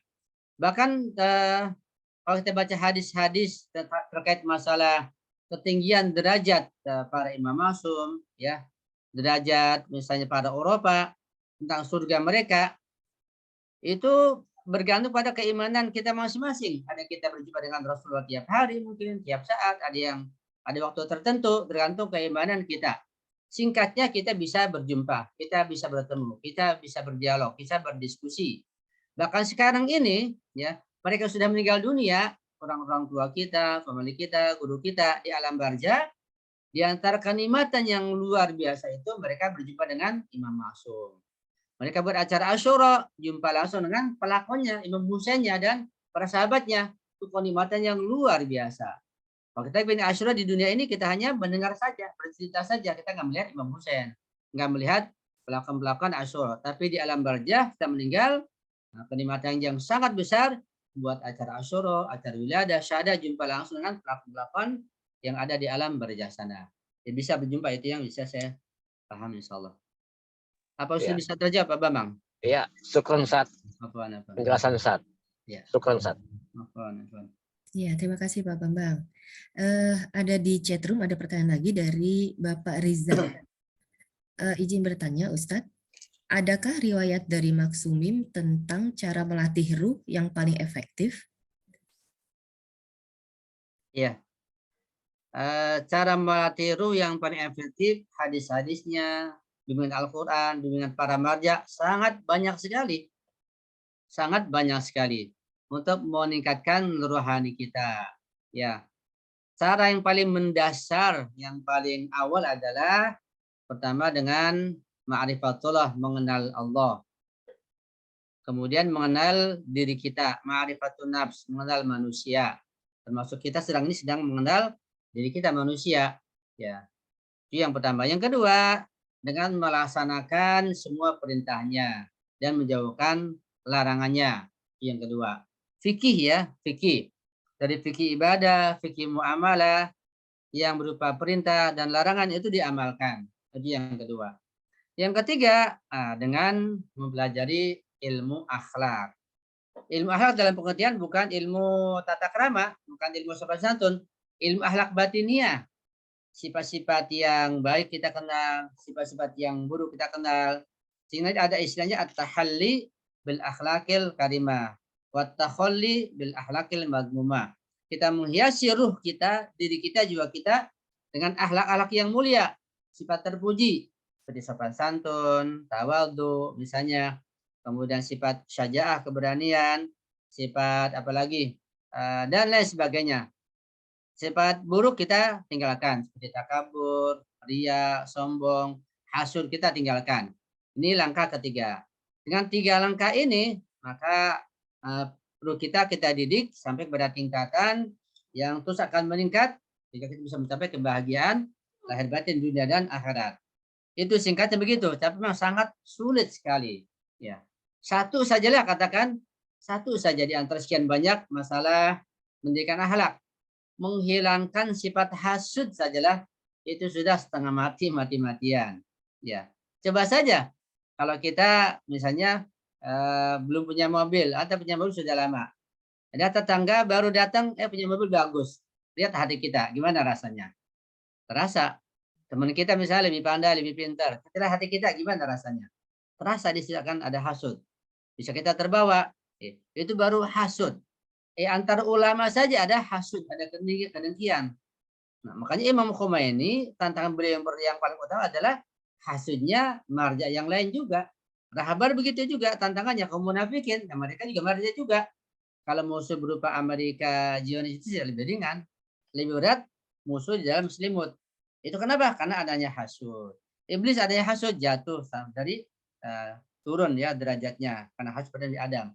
Jadi satu sajalah hasud sangat sulit, sangat berat terkait masalah tazkiyatun nafs, apalagi sifat-sifat yang lain.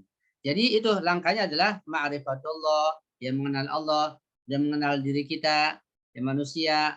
Kemudian fikih kita benarkan, fikih ibadah kita, fikih muamalah, semua perintah kita laksanakan, semua kita jauhkan, yang halal, yang haram semua. Masalah makanan sangat penting. Nah, kemudian masalah tazkiyatun nafs, yaitu ilmu akhlak kita tingkatkan. Insya Allah dengan itu kita akan meningkat. Ngomongnya gampang, tapi melaksanakannya memang sangat sulit sekali. Iya, itu Bu. Iya Ustadz, mudah-mudahan terjawab ya Ibu Pak Rizal. Ini Ustadz tadi ada yang raise hand juga, Ibu Ratna Gali. Apa masih mau bertanya? Ibu Ratna silahkan dinyalakan mic-nya.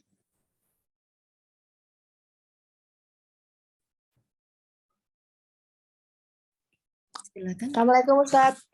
Waalaikumsalam warahmatullahi. Iya mau nanya, tadi kan badan kita, apa yang kita lakukan sehari-hari itu kan ruh yang menggerakkan. Seperti tadi dibagi, misalnya ruh kita tuh sifatnya tuh cenderung hewani atau malakuti atau setan gitu ya? Betul begitu nggak? Iya, terus? Nah itu misalnya itu bisa berubah berubah terus ya Ustadz ya. Misalnya kita menyadari nih kok kita kayaknya, jadi ruh itu fleksibel gitu nggak? Gimana Ustadz? Tergantung apa gitu dia bisa berubah. Misalnya yang tadinya tuh lebih hewani, terus berubah nanti menjadi malakuti, itu berarti yang mempengaruhi apa Ustadz Kron? Ya, sudah jelas bahwa ruh kita itu bisa berubah-ubah, bisa meningkat. Tergantung ilmu pengetahuan kita, ketakwaan kita, dan kedekatan kita kepada Allah dan para ma'sumin. Ya, artinya kalau kita terus menguatkan akal kita dengan ilmu-ilmu itu, maka kita akan meningkat pada yang terus lebih baik. Tapi kalau kita malah meningkatkan syahwat kita, meningkatkan daya ghadab, daya emosional kita, suka marah-marah terus, meningkatkan daya hayal kita, menghayal terus, ya, maka dia akan menjadi terpuruk. Karena itu kita sering berubah. Misalnya, ketika kita ada syahwat, ya, kita pergi ke pasar, lihat pakaian pengen beli, lihat ini pengen beli, lihat itu pengen menguasai, pengen beli. Itu syahwat, ya. Nah, kita kontrol dengan akal kita, kemudian dengan syariat kita kontrol, kita bimbing syahwat ini, ya. Kita kasih kesadaran. Ketika syahwat mengatakan pengen beli pakaian, pengen beli mobil, pengen beli gedung, pengen beli itu, nah akal membimbing, diperlukan nggak beli itu? Nanti mubazir atau tidak? Nanti uangnya dari mana? Nanti buat siapa? Digunakan tidak? Tuh akal membimbing dengan syariat, ya. Jadi pada dasarnya buat kita ini kan perasaan kita, nah, jadi dengan hawa nafsu gitu, kayak hewani. Ketika akal kemudian membimbingnya dengan ilmunya, dengan syariatnya, maka dia berubah. Dia menjadi terbimbing. Nah, sehingga orang-orang yang dengan ilmu pengetahuannya sudah lengkap, kemudian dengan ketakwaannya juga sudah tinggi, nah, maka kekuatan-kekuatan syahwat, kekuatan ghadab, khayal itu selalu berada di bawah bimbingan akalnya.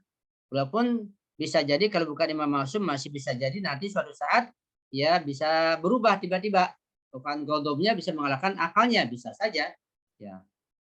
Itu bisa terjadi seperti itu. Tapi kalau kita berusaha untuk menstabilkan diri kita menempatkan akal kita sebagai pelopor dengan ilmu dan syariat, kita bisa menekan syahwat kita, ghadab kita, hal kita sebisa mungkin, maka akan stabil kebaikan kita insya Allah. Karena itu kata Rasulullah, ya, bahwa orang beriman itu mati 50 kali dalam sehari. Al-mu'minu yamutu khamsina marrah fil yawm. Orang beriman mati 50 kali dalam sehari. Ya. Artinya apa? Mematikan syahwat. Kita pengen ini, ya, dimatikan, jangan. Itu syahwat saja. Pengen itu, dimatikan lagi. Terus setiap keinginan apapun, ya kalau itu enggak perlu dan enggak logis, dimatikan. Sehingga kita perlu mati berpuluh-puluh kali dalam sehari, mematikan syahwat kita, mematikan hayalan kita. Kita berhayal, pengen hayal, pengen itu, dimatikan oleh akal. Ya, betul kekuatan ghadab, kita memurka, kita marah, kita mau marah, dimatikan. Ya, jadi orang beriman paling tidak 50 kali mati atau mematikan syahwatnya, mematikan ghadabnya, mematikan khayalnya, wahamnya dalam sehari itu. Sehingga akalnya lebih dominan dengan meningkatkan ilmu pengetahuan tadi itu, insya Allah. Nah, jadi itu sudah sangat jelas bahwa kita ini manusia, roh kita bisa berubah-ubah tergantung kita ikuti yang mana, akal ataukah syahwat ataukah khayal ataukah kekuatan ghadab. Ya, bahkan terkait dengan perubahan ruh itu nanti ada namanya badan barzahi yang terkait dengan masalah tajasumul a'mal, itu juga ada hubungannya. Bahwa pada hakikatnya ruh kita ini nggak bisa dijangkau, nggak bisa dilihat, tapi ada orang-orang tertentu itu para Eropa seperti Rabar, Imam Khomeini, Syekh Bejat mampu melihat hakikat diri kita, hakikat diri orang lain yang dibentuk dengan amal perbuatannya. Jadi amal perbuatan kita itu, kita sholat, puasa, berderma, menolong orang, apa saja yang kita kerjakan, amal perbuatan kita itu semuanya itu akan membentuk badan barzakhi bagi ruh kita. Nah, singkat kata sekarang kita punya dua badan. Kita punya dua badan sekarang ini. Badan kita pertama, badan ini yang ada darah, ada tulang, ada urat, macam-macam. Ini badan unsuri, badan materi. Badan kita pertama. Badan kita kedua untuk ruh kita, yaitu yang kita buat dengan amal perbuatan kita. Kita sholatnya bagaimana, puasanya, zakatnya, menolong orang, ya sampai pada perbuatan kita di rumah, di dapur, di rumah, semua perbagai itu membentuk badan barzakhi kita bagi ruh kita. Jadi kita ada ruh, ada badan barzakhi, ya, tajasumul amal, ada lagi badan unsur ini, gitu. Itu singkatnya begitu, dan itu bisa berubah-ubah tergantung ya usaha kita, tergantung ilmu kita dan ketahuan kita kepada Allah Subhanahu wa taala. Itu singkatnya begitu, Bu. Kasih Ustadz. Ya, apa? Ya Ustadz, ini ada pertanyaan di chat room, sepertinya berhubungan dengan pertanyaan Ibu Galih tadi. Ini masih ada hubungannya nih Ustadz. Jadi di sini dari Ibu Siti, yaitu, maaf Ustadz, jadi kita bisa menentukan hidup kita sesuai prasangka akal kita ya Ustadz. Gitu. Iya, sangat tepat, betul, bahwa kita bisa menentukan nasib kita, bisa menentukan diri kita, kita bisa menentukan masa depan kita dengan akal kita, tapi akal yang diisi dengan ilmu pengetahuan yang benar, bukan dengan ilmu pengetahuan yang salah. Untuk mencari ilmu pengetahuan yang benar dan yang salah, untuk mengetahuinya pakai akal juga, ya. Dan ini tentunya tidak lepas dari bimbingan Imam Ma'sum, bimbingan imam zaman kita, bimbingan Allah Subhanahu wa taala. Kalau kita berusaha menggunakan akal kita semaksimal mungkin, ingin memperoleh ilmu yang benar, kita berdoa, pasti Allah akan bimbing. Imam zaman, Imam Mahdi pasti akan membimbing. Nah, ketika kita dapat bimbingan satu ilmu yang benar, kita teruskan melangkah, dapat 2, terus dapat 3, terus sampai kepada tingkatan yang berikutnya, begitu. Jadi ketika dapat 1 kita gunakan, ya kita amalkan, kita jaga, akan dapat yang berikutnya, gitu. Tapi yang 1 ini kita tinggalkan, ya akan tersesat makin jauh. Nah, begitulah kata Rasulullah, ya, man amila bima alima aurasahullahu ilma ma lam ya'lam. Barang siapa yang mengamalkan apa yang telah diperoleh, maka Allah akan berikan apa yang belum diperoleh, begitu. Karena itu orang-orang yang tersesat, katakanlah orang tersesat, itu karena ikhtiar mereka, karena usaha mereka tersesat. Ketika mendapat sesuatu yang baik, ya diingkari, ya ditolak. Bahkan terkadang hal yang sangat gamblang, sangat jelas ditolak. Tentang ahlul bait lah, katakanlah, tidak seorang pun yang tidak mengenal ahlul bait, Rasulullah, keluarga Nabi, Imam Ali, Syekh Jibaro, nggak ada yang tidak mengenal, semua mengenal. Tapi ketika langkah ini ditolak oleh mereka, bahkan terkadang ngasih nama Ali saja nggak mau, menggali sejarahnya sudah nggak mau duluan, jelas Al-Qur'annya, jelas sejarahnya, ditolak. Maka ketika ditolak, ya maka ketersesatan semakin jauh. Tapi ketika diterima, akan mengatakan kita punya nabi. Oh iya, kita punya nabi Muhammad. Jelas akhlaknya baik, sebagai teladan, Qurannya ada, jarang mengakui, akan menerima kita. Ya, kita akui kita punya nabi, orangnya mulia, kita teladani. Setelah kita terima, kita dengar yang kedua, Nabi punya keluarga loh. Oh iya, kita yakin pas Nabi punya keluarga. Siapa? Ketika kita yakin, kita terima Nabi punya keluarga, akan melangkah berikutnya lagi, ada lebih baru lagi. Siapa keluarga mereka? Kita terima, kita kenal, oh namanya fulan-fulan. Kita terima lagi, melangkah lagi, siapa? Terus begitu. Dengan menerima yang pertama, data yang kedua. Menerima kedua, data ketiga, terus sampai pada tingkatan yang tidak terbatas. Tapi ketika yang awal ini ditolak, akan tersesat seterusnya. Karena itu, jalan kebaikan menuju kepada kebaikan, kebahagiaan, jalan keburukan, ketersesatan menuju pada ketersesatan, ini ikhtiar kita, ikhtiar manusia dengan akal kita. Dan itu akal harus kita isi dengan ilmu yang benar. Artinya kita belajar jangan ke sembarang orang, harus ada pembimbing yang betul-betul berilmu, ilmunya benar, dengan ikhlas dibimbing, kita akan mencapai kebahagiaan.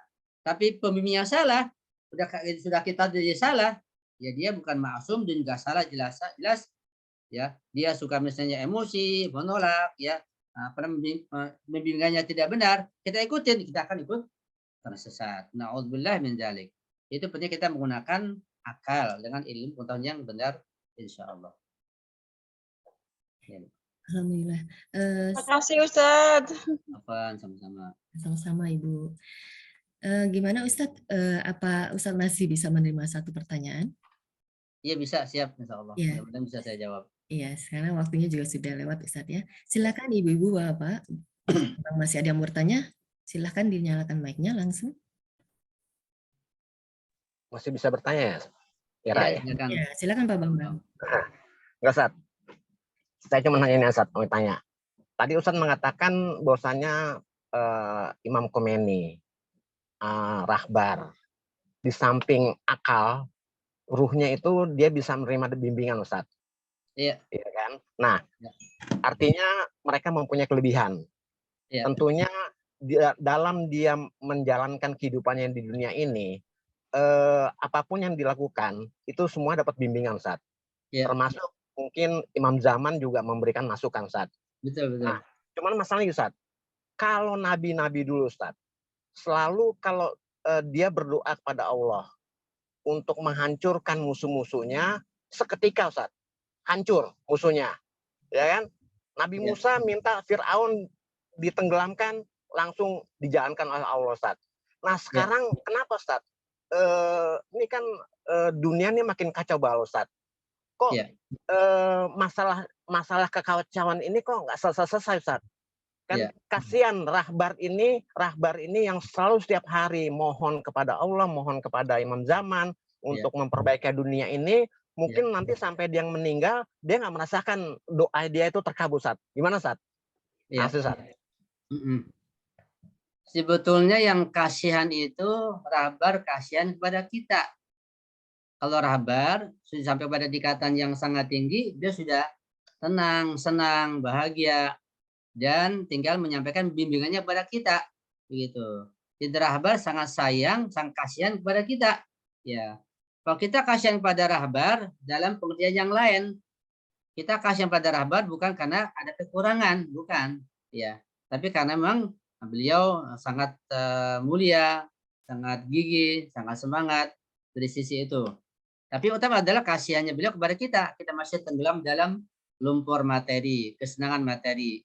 Nah, Imam Zaman juga sangat sedih kepada kita. Ya, kita masih tenggelam dalam lumpur materi, senang makan, senang minum, senang materi macam-macam. Semua kasihan pada kita. Ala kulli hal, hidup di dunia ini interaksi satu sama lain, fisik dan ruh. Ya, saling bantu membantu, saling menguasai. Nah, cuma ada yang positif, ada yang negatif. Saling menguasai hidup di dunia ini. Yang pandai, yang pintar, yang kaya, yang berkuasa menguasai di bawahnya. Nah, ketika itu Imam Ma'sum, dia itu ulama, dia itu marja, dia orang baik, itu dengan jalan kebaikan. Tapi kalau orangnya itu buruk, dia akan diktator, dia akan berlaku sewenang-wenang, dia akan memeras. Itu kalau buruk. Itulah dunia seperti ini. Ya. Adapun masalah kekacauan di dunia ini dan kenapa belum juga sampai terwujud keadilan, ya, itu terletak kepada kita semuanya. Kan ada keadilan sifatnya pribadi, kesejahteraan lah katakanlah. Ada kesejahteraan, kebahagiaan sifatnya pribadi, ada kesejahteraan, kebahagiaan sifatnya cukup keluarga, ada kesejahteraan, kebahagiaan sifatnya, katakanlah lebih besar lagi masyarakat, ada sifatnya negara, ada sifatnya dunia, begitu, lebih besar lagi. Nah, kesejahteraan yang lebih besar itu terbentuk dari kesejahteraan, kebahagiaan individu atau pribadi. Misalnya, kalau kita ingin membentuk keluarga kita, keluarga yang sejahtera dan bahagia, istri kita, anak-anak kita, maka masing-masing pribadi kita ini, baik ayah, ibu, anak semuanya, pribadi masing-masing berusaha ya melakukan mencapai kesejahteraan, kebahagiaan, keadilan. Ketika individu semuanya berusaha mencapai kesejahteraan, kebahagiaan dan telah tercapai, maka akan terbentuk keluarga sakinah, keluarga bahagia, keluarga sejahtera. Jadi keluarga ini semuanya terbentuk mencapai keluarga yang sakinah, yang bahagia, sejahtera, akan terbentuk masyarakat yang seperti itu. Masyarakat terbentuk nanti akan negara terbentuk akan dunia sifatnya, begitu. Jadi bertahap seperti itu. Nah, karena kita sendiri belum berusaha mencapai kesejahteraan, kebahagiaan dan sifatnya individu, maka kesejahteraan dan kebahagiaan keluarga belum kita bisa wujudkan, dan begitu sampai ke yang lebih besar terusnya. Jadi ada ikhtiar dari kita. Ikhtiar bukan hanya dari rahbar saja, dari imam saja, enggak, semua kita berikhtiar. Karena setiap ikhtiar, setiap usaha untuk mencapai suatu tujuan itu ada fa'il, ada qabil namanya. Ada fa'il si pelaku, ada qabil si penerima, ya. Sehingga kalau sejalan, seiring, bersama-sama antara Imam Ma'sum, antara dan dengan kita semuanya, maka akan terwujud namanya kesejahteraan. Kebatilan akan sirna, ya. Jadi ini usaha bersama. Bukan kita tumpahkan pada rahbar saja sehingga dia kasihan, berdoa terus nggak terkabul. Enggak terkabulnya doa beliau karena salah kita juga. Ya kita aja masih nggak membenahi diri. Gitu. Kembali pada diri kita, kembali pada keluarga kita, kembali pada individu masing-masing dan pada semua orang gitu. Ya kalau mau terkabul, ya kita harus wujudkan dari kita, keluarga kita, masyarakat kita, sehingga nanti keadilan akan merata di seluruh dunia dengan datangnya imam zaman. Jadi imam zaman akan meratakan keadilan itu bukan hanya usaha beliau sendiri, kita pun harus berusaha. Jadi usaha imam zaman meratakan keadilan, ya. Kalau dia sendiri saja, beliau sendiri saja nggak mungkin terjadi. Ada upaya dari kita, ada kebersamaan, ya, ada kesejajaran begitu, seiring sejalan. Jalan semuanya sama-sama akan terwujud nanti. Dan itu insya Allah pasti terjadi karena janji Allah tidak akan meleset. Ya, wa qul ja'al haq wa zahaqal batil innal batila kana zahuqa, dan banyak ayat sudah dijelaskan kesejahteraan, kebahagiaan akan terwujud. Kesewenang-wenangan, kehancuran, kerusakan akan sirna. Itu sifatnya. Cuma kapan? Kita nggak tahu. Cepat lambatnya tergantung diri kita masing-masing. Itu kira-kira yang bisa saya sampaikan, ya. Ya, makasih Ustaz. Ya Ustadz, di chat room masih ada 2 pertanyaan. Kalau memang menurut Ustadz sudah cukup waktunya, apa mungkin dilanjutkan nanti pertanyaan disimpan untuk pertemuannya nanti? Atau boleh lanjutkan sampai masuk azan ya, ya. Jadi ada pertanyaan dari Pak Ananito.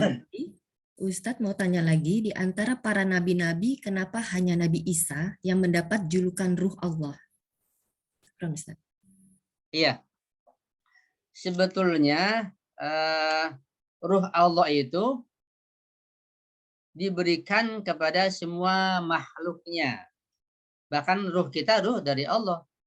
Seperti Pak Arsalna ila ruhana wa nafakhtuhu bihi min ruhi, ayatnya, hadis-hadisnya, semua dari ruh Allah. Tidak ada ruh selain dari Allah. Nggak ada, semua dari Allah. Nah, cuma kenapa Nabi Isa yang mendapat julukan Ruhullah misalnya? Ya, karena Nabi Isa itu misdak yang paling nyata bahwa beliau tidak punya ayah, hanya punya ibu saja. Sehingga nanti tidak ada dugaan atau keyakinan Nabi Isa itu sebagai anak Tuhan. Ya. Supaya menghilangkan keyakinan seperti itu, maka Allah menciptakan atau membuat Nabi Isa dengan susunan seperti itu, ya. Jadi ibunya hamil tanpa ayah, kemudian dikatakan ruhnya ruh dari Allah. Allah mengirimkan ruhnya, tidak melalui ayah dan ibunya. Kalau ruh kita kan dari sperma ayah ibu kita, kemudian dikatakan ruh kita dengan perantara orang tua kita, ayah ibu kita. Itu fisik kita, ruhnya dari Allah. Tapi khusus Nabi Isa, dia tidak melalui ayah, tidak ada ayahnya. Karena itu dia mendapat julukan Ruhullah yang lebih nyata, lebih jelas. Walaupun sebenarnya semua nabi, semua rasul, semua kita adalah Ruhullah juga. Ya, Imam Muhammad disebut Ruhullah juga. Semua Ruhullah. Cuma ada yang sangat nyata, sangat tegas, sangat jelas, maka dia mendapat gelar Ruhullah. Kalau kita kan sangat sangat dangkal, sangat cetek kita mendapat julukan tersebut.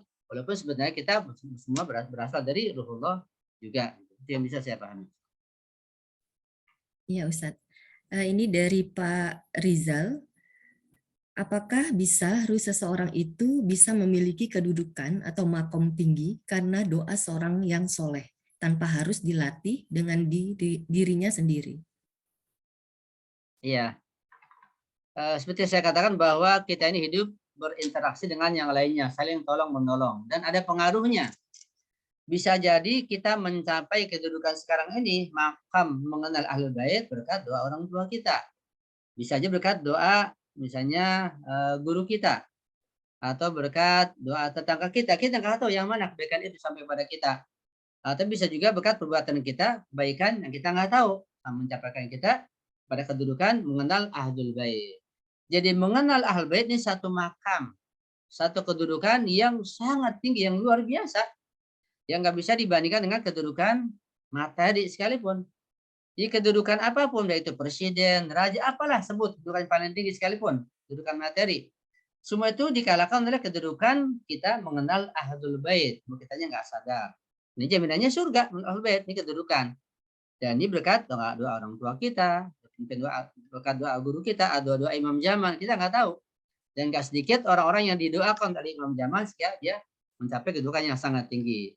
Nah, tentu tidak mudah mencapai itu semuanya. Artinya bahwa kedudukan bisa kita peroleh ya dengan bantuan orang lain. Tapi bukan berarti kita nggak ada ikhtiar. Dan kita didoakan kita mencapai kedudukan mengenal Imam Jamal. Imam Jamal selalu mendoakan kita. Dan imam maksum yang lain pun selalu mendoakan kita. Sayyidah Fatimah Zahra, Rasulullah selalu mendoakan kita. Bahkan orang tua kita, orang tua yang soleh selalu mendoakan kita sekarang ini. Tapi kalau kita yang didoakan kita yang nggak bergerak, kita nggak ikhtiar, kita berusaha, ya tidak akan nyambung, nggak berhasil. Nah, kalau Imam Jamal itu mendoakan kita, bahkan membantu kita, rahbar semuanya, para maroji, para maksum, membantu kita, menolong kita. Kalau kitanya diam, ya tidak akan maju. Kita berusaha semaksimal mungkin akan cepat kemajuan kita dengan bantuan mereka. Jadi kita tidak mungkin tidak dibantu oleh yang lainnya. Kita dibantu oleh Imam Jamal, oleh Imam Ma'sum, oleh Rasulullah, bahkan kita dibantu juga oleh para malaikat. Semakin kita meningkatkan kemampuan diri kita dan kualitas diri kita, maka bantuan dari Allah berupa malaikatnya akan lebih banyak lagi. Dan banyak cara untuk dapat memperoleh bantuan dari malaikat. Ya, dengan bacaan, dengan zikir, dengan tulisan, macam-macam. Itu ada cara tertentu untuk kita bisa memperoleh bantuan dari malaikat, dari Imam Ma'sum dan yang lainnya, insya Allah. Sudah bisa diterima insya Allah jawabannya? Ya insya Allah ya Pak Rizal. Sudah bisa diterima ya. Ini ada satu lagi Ustadz nih di chat room. Sepertinya masih banyak yang penasaran Ustadz ya. Ya. Ini dari Ibu Dian. Ustadz, kalau roh yang sudah meninggal sekarang, roh ada di mana? Iya. Kita mengenal alam ya. Alam itu ada 5 dalam sebagian dari riwayat. Alam ada 5. Pertama alam arwah namanya. Alam dar, alam arwah atau alam alastu birabbikum. Ini alam yang paling tinggi. Yang kedua, kita turun ke alam perut ibu kita, disebut alam juga. Ya, sangat kecil perut ibu kita. Undang-undangnya, peraturannya, makanya segitu sudah. Alam perut ibu kita sangat kecil. Kita keluar dari alam perut ibu kita ke alam yang ketiga, alam dunia ini. Alam dunia, alam fana, alam materi. Ya begini kita lihat alam dunia. Ini alam yang ketiga. Di alam ketiga ini kumpul atau bersambung antara ruh kita dengan badan kita. Ketika kita ingin memasuki alam yang keempat, harus bisa antara ruh dengan jasad, kematian. Dengan kematian sebagai gerbang kita menuju ke alam yang keempat, alam barzah. Ya. Nah, kemudian untuk memasuki alam yang kelima, alam akhirat, surga neraka, harus ada namanya hari kiamat. Kiamat terjadi, kiamat kubro, nah, pindah ke alam yang kelima, alam akhirat. Ada surga dan neraka. Ini ada 5 alam. Perpindahan dari alam ke satu alam yang lain, itu ada aturannya, ada undang-undangnya, ada syarat-syaratnya. Ya. Nah, kita di alam yang keberapa? Kita di alam yang ketiga sekarang, yaitu alam dunia. Kita masih hidup. Nah, di alam dunia ini bersambung atau terkonekkan antara ruh kita dengan fisik kita. Ruh kita bekerja lewat fisik kita. Ini ya, di alam dunia sekarang ini. Kita bekerja dengan fisik kita. Yang kerja adalah ruh kita, tapi lewat fisik kita sebagai alatnya. Tapi kalau kita pindah ke alam barzah, nah sudah. Materi dan fisik tetap tinggal di alam dunia, fisik kita di kuburan dipendam di dalam tanah, ruh kita ke alam barzah. Alam barzah satu alam terletak tengah-tengah antara alam dunia dan alam akhirat, di alam barzah. Di sana hanya yang ada adalah non materi, barzahi. Materi nggak ada, adanya barzahi non materi. Ya. Kemudian Setelah itu kiamat kubur terjadi, baru ke alam akhirat, alam yang kelima. Nah, jadi alam non materi ini adalah alam barzahi yang terletak tengah-tengah setelah dunia sebelum akhirat. Setelah kiamat kubro ini semuanya hancur. Ya, alam maruah tidak ada, alam perut ibu tidak ada, alam dunia tidak ada, alam barzah tidak ada, yang ada alam akhirat terakhir kekal selama-lamanya.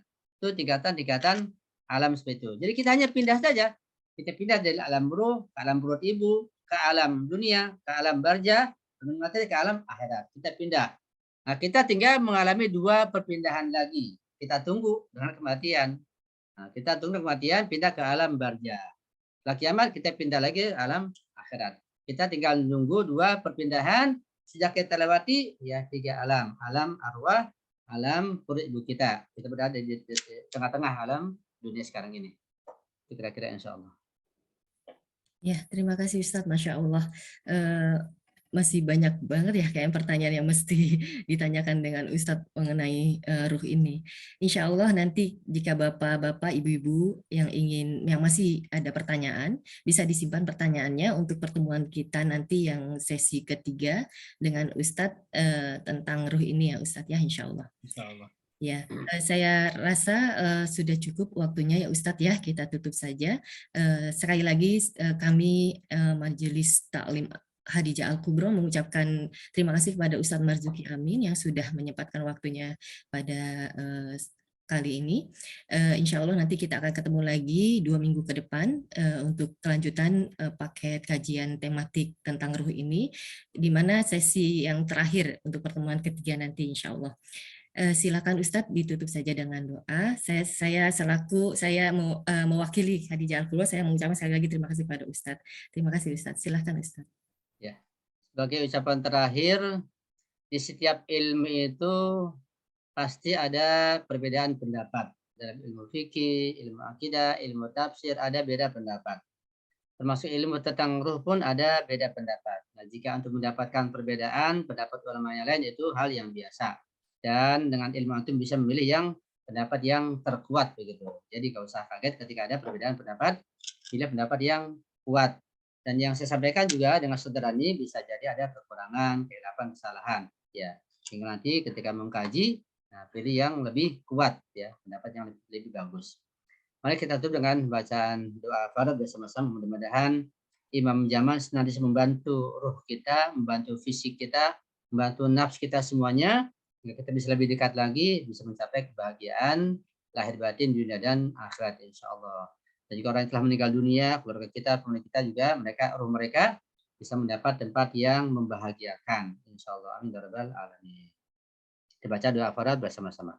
Bismillahirrahmanirrahim.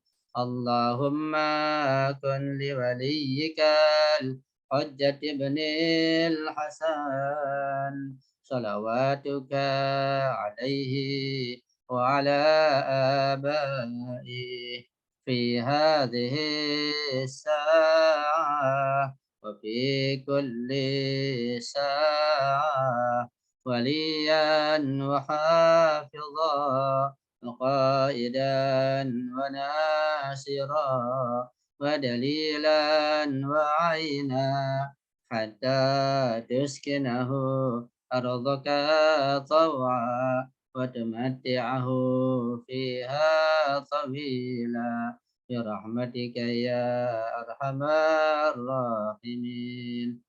Saya mohon maaf, sekian saja. Saya akhiri. Hadanallahu wa yakum ajma'in wa lakum. Wassalamualaikum warahmatullahi wabarakatuh. Waalaikumsalam. Terima kasih Ustaz. Terima kasih. Terima kasih Ustaz. Terima kasih Mbak Ira, Bu Ayu, Sama-sama. ya semuanya. Terima kasih Ira. Terima kasih Ustaz. Salam. Terima kasih Kak Ira. Semuanya. Terima kasih banyak. Juga terima kasih. Saya izin untuk tutup Ustaz. Ya. Ibu, selamat siang. Assalamualaikum warahmatullahi wabarakatuh. Salam. Waalaikumsalam warahmatullahi wabarakatuh.